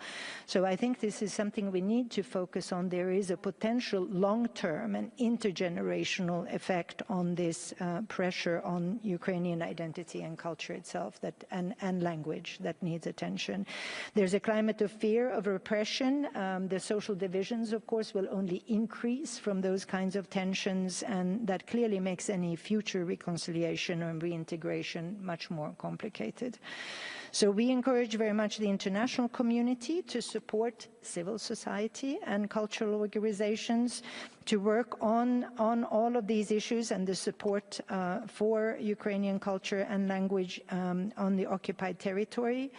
There was a particular question concerning children, and of course in that context of education, very importantly also for that support to be targeted and to maintain also these aspects of cultural identity. And that, of course, would include also those civil society organizations that are active outside of the occupied territory, so that language, history, traditions, and other parts of identity can be preserved. We also encourage the international community to engage with the Russian Federation to urge that full compliance, as many of you did today, with international humanitarian human rights law and the implementation of the recommendations that the Office of the High Commissioner is making and that we have in the reports presented today. And there needs to be a strong international support for the accountability mechanisms as well. I already touched on that, but I would stress that that includes both international and domestic accountability measures. We have to have justice for victims and lay also the foundation as a step towards the foundation for long-term reconciliation, again with regard with taking into account the culture. I feel that I am coming to an end of what I can say, so I will be very, very quick on this one, because there's just the use of children, if I may, I will really cut to just one sentence, but the use of children, Ukrainian children, by Russia in the context of the war of aggression is a very important issue. Many of you focused on it. We continue to very closely follow this, and also the impact in general of the ongoing conflict of children in Ukraine. Clearly, that is an issue of well-being, on the safety of children and their fundamental rights. As we know, for children, it is the interest of the child that needs to be at the center of how children are dealt with. We have the issues are in the reports that some of you referred to, that the cases of unidentified individuals who have contacted children in Ukraine through social media, partly they have been offered money to commit acts of sabotage, acts of arson and other acts of aggression, and also deployment of improvised explosive devices against Ukrainian military targets as well as civilians. And some children have been killed doing this, and in other cases they have been detained, in which case they also face very serious criminal charges. And of course, this is really urging you to remember to argue for children being treated as victims, and that they get the adequate protection that they need and rehabilitation. I don't have time, I think, to go through the issue. We've had it before, however, on the transferred and deported children. Just to say that we have been trying to verify these allegations. It's a complex issue. We are, of course, urging also the Russian Federation to submit information to the Central Tracing Agency about all the children evacuated and in various ways, including the forcible transfer from the territory of Ukraine to the Russian Federation. There needs to be a family-based also focus when we are calling for the return to their families, but even in those cases where that is not possible. And finally, I don't have time for that, but we do call, of course, as always, on dialogue with the Russian Federation. There was a specific question on this. We are committed to maintain dialogue. We think that bringing information and evidence is precisely the basis for this dialogue. Indeed here, but in all other ways, really a dialogue at all levels, at the higher level, political, strategic, but also technical, that needs to be continued. And of course, human rights need to be at the central to any decision-making around the future of the Ukraine. There's much work that needs to be done. I think there's work that needs to start already now in looking for not just the future peace that has been referred to, but how to rebuild a society that is cohesive, that takes into account the rights of all persons, that goes to also the transition, taking the very severe and potentially intergenerational damage that has been done to come together. Several of you, and that I will finish, I promise, Madam Vice President, but many of you mentioned what really comes down to the diversity of society. Crimean Tatars were mentioned, other minorities also, and of course we need to go towards and support also Ukraine's path toward that strengthening of a future Ukrainian society that is inclusive, that takes into account, of course, the need for the promotion of Ukrainian culture and language, certainly under the stress period that has happened now. But of course, it includes also the full respect for the rights of national minorities and all ethnic groups. There would be a lot more to say, but I know I already overstretched my time, and I thank you very much for your indulgence. Agradecemos entonces a la subsecretaria general de las Naciones Unidas para los Derechos Humanos, la señora Brands, por la presentación de su informe y sus comentarios finales. Muchísimas gracias. Thank you very much indeed, which brings us to the end of this interactive dialogue. Without further ado, without pause, we will move straight on to our next topic, if you will agree, ladies and gentlemen. So we move on to our interactive dialogue on the report of the High Commissioner on the improvement of technical assistance and capacity building in Colombia, and this pursuant to Resolution 53/22 of this Council. As you know, the list of speakers, that is, will close in 15 minutes. It's an honor for me now to give the floor to Ms. Marit Kohonen Sharif, Director of the Global Operations Division of OHCHR, for her presentation. You have the floor, Madam. Presidenta, Excellencias. Thank you, Madam Vice President, or distinguished participants. I'm grateful for the opportunity to speak to the Council to present the report of the High Commissioner on technical cooperation of its Colombia office. The initiative behind this resolution attests to the firm commitment of the government of Colombia to human rights, the search for peace, and close cooperation with the OHCHR. The work of our office in Colombia has been comprehensive. It has coordinated monitoring, technical cooperation, and strategic support. However, since July 2023, The ability of our office to provide all the technical assistance provided for in the resolutions of this council has been limited because of the liquidity crisis of the ordinary budget for the Secretariat of the United Nations. Furthermore, in 2025, we found that a number of donors either ended or significantly reduced their financial contributions. As a consequence, we will have to close 3 field offices, Medellin, Neiva, and Villavicencio, and make redundant almost half of our staff, 46 members of staff. We made this situation public last week, and since then, different sectors have voiced their concern about the closure of the 3 offices. We've already seen concrete examples of the negative impact of the financial cuts. Let me give you a few examples. Indigenous women with whom we have worked have literally cried when they saw that our office in Neiva was closed. They told us, "You're leaving us all alone. You are the only ones who can help us to recover our children out of the clutches of the armed groups." Second, our protection has been reduced in areas where armed non-state actors represent a threat for human rights defenders.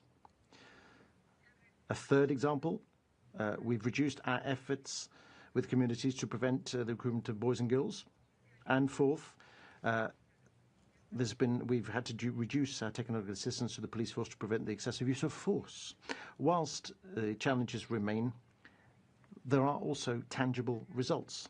Let me just give you a few concrete examples which the High Commissioner's report lists. In 2024, we made progress in following up on 104 recommendations prioritized by the Truth Commission. Furthermore, we launched a joint public dissemination campaign to raise the visibility of the 222 recommendations made by the Commission. Through our support, the support of the special peace jurisdictions, we supported crucial investigations on extrajudicial killings, sexual violence and forced recruitment. Also, we helped victims and other people due to appear in court to prepare their appearance in court. Madam Vice President, our technical assistance and efforts to prevent human rights violations are increasingly sought after as we see a rise in violence and a rise in pre-electoral tensions. The territorial and social control of armed state, non-state actors and criminal organizations continue to affect the rights of civilians in a number of areas, in particular affecting women, girls and boys, as well as indigenous peoples and Afro-descendant and peasant communities. For example, on the 11th of June, over 20 indiscriminate attacks were perpetrated in the county of Cauca, killing 8 people and injuring at least 83. Also, we have pre-electoral violence. In this context, on the 7th of June, there was an attack against Mr. Miguel Uribe Turbay, who is a senator and a presidential pre-candidate who is currently in intensive care. Between the 1st of January and the 25th of June this year, we received allegations of 84 homicides or killings of human rights defenders, out of which we verified 20 cases. The report restates that only through the comprehensive implementation of the peace agreement, as well as transitional justice and the protection of human rights defenders, will we be able to consolidate real guarantees of non-reoccurrence. As part of what we do to prevent human rights violations, our office has continued to provide technical assistance to the Ministry of Defense and to the National Police Force to reform doctrines, embody international standards, and improve their proportional use of force. Another example, over 700 human rights recommendations were included in the educational doctrine of the National Police Force in the training of their police officers. We also drove forward Presidential Decree 1231 of 2024, which embodies once again international human rights standards in the doctrine used for the use of force during demonstrations. The participation of victims have been supported by our office also. through, for example, their involvement in the human rights platforms, which are crucial for the government's design of national policies to provide guarantees for human rights defenders. To conclude, Madam Vice President, we reiterate our appeal to the international community to ensure proper support to OHCHR so it can continue to play the unique and essential role it is playing in Colombia, namely to provide support and technical assistance to the country. Thank you very much for your kind attention. Microphone for the President, please. Microphone for the Chair. I now give the floor to the distinguished representative of Colombia. Ambassador, you have 5 minutes. Gracias, señora. Thank you, Madam Vice President. Colombia is thankful for the presentation of the High Commissioner and recognizes the valuable commitment of his office to our country. For 28 years, the office has worked in our country, and especially since July 2023 to implement Resolution 5322 of this Human Rights Council. And this, despite that not all resources set aside for it have been received. As rightly said in the report, Colombia has adopted 212 indicators to monitor the progress made in the 73 recommendations from the Truth Commission, out of the 104 which were given priority to assistance provided by the office to the unit for the implementation of the peace agreement and to the Ministry of Justice, made it possible to embody in these indicators a human rights-based approach. Equally important has been the support to the Committee for the Monitoring and Follow-up of the Implementation stemming from the Truth Commission through the dissemination of its mandate and its reports. In April this year, we launched a national campaign to disseminate the 220 recommendations made by the Truth Commission. The report underscores or highlights the technical assistance provided by the office on 3 recommendations, namely investigations of serious human rights violations and breaches of international humanitarian law, 2, the reform of the security sector, and 3, protection to human rights defenders and social leaders.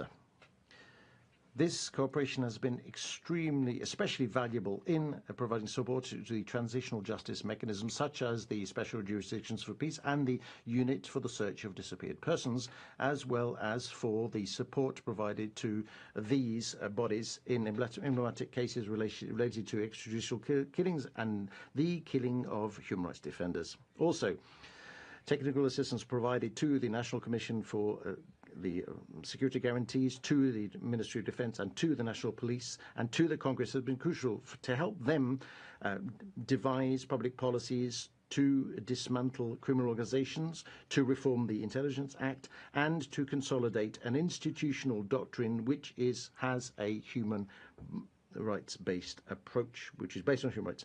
Also essential in the process to construct our national policy for human rights defenders, as well as the strengthening of the municipal oversight bodies in the revision of the individual and collective protection models. The implementation of the peace agreements and the recommendations stemming from the Truth Commission require a sustained and long-term effort by all. That is why it is crucial that this Council continues supporting the strengthening of the technical assistance powers of the office on the ground in our country, and in particular, given the current context characterized by an uncertain international environment and characterized by serious violent acts such as the heinous attack of a presidential pre-candidate on the 7th of June in Bogota.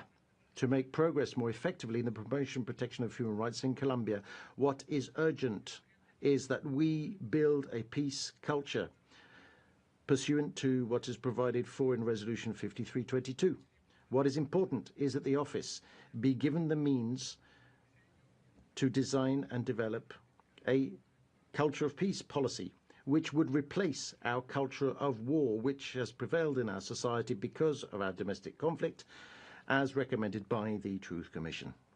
Colombia, in this session of the Council, has submitted a draft resolution to give continuity to Resolution 5322 in connection with 5 recommendations made by the Truth Commission, which are the 4 I've already mentioned, and a new one, namely a review of our drugs policy, to provide economic, social, and health measures to the consumers of drugs and the producers of drugs instead of criminalizing them, because these are people are bent on considering these as unlawful.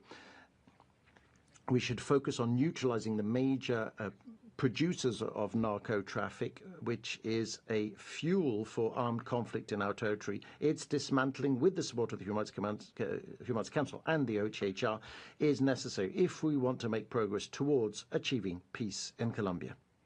We respectfully invite the members of the Council and member states who are observers to the Council to support this initiative by reaffirming with them the commitment under the agenda item 10 as a fundamental pillar of the Council for the promotion and protection of human rights. With your valuable support, Excellencies, distinguished colleagues, High Commissioner, Vice President of the Human Rights Council, we will continue to make progress to reach everything that is within our grasp to leave behind the hell that has been gripping us. Thank you. Muchísimas gracias, embajador. Thank you very much indeed, Ambassador. The list of speakers is now closed, and this was the last speaker we could accommodate for today. So, distinguished colleagues, we've come to the end of this meeting, the 28th. We will meet tomorrow morning at 10 a.m. sharp with the interactive dialogue on the improvement of technical assistance in Colombia, the same as what we've just been doing. We will then have the annual roundtable on technical cooperation and capacity building, which will be followed by the interactive dialogue on the report of the High Commissioner on the... I've lost my place. I seem to be repeating myself. And the interactive dialogue on the oral update to the independent expert on the Central African Republic. This brings us to the end of the 28th meeting of the 59th session of the Human Rights Council. Thank you very much indeed. Have a very good evening, all of you. Dios. El tiempo. Bueno.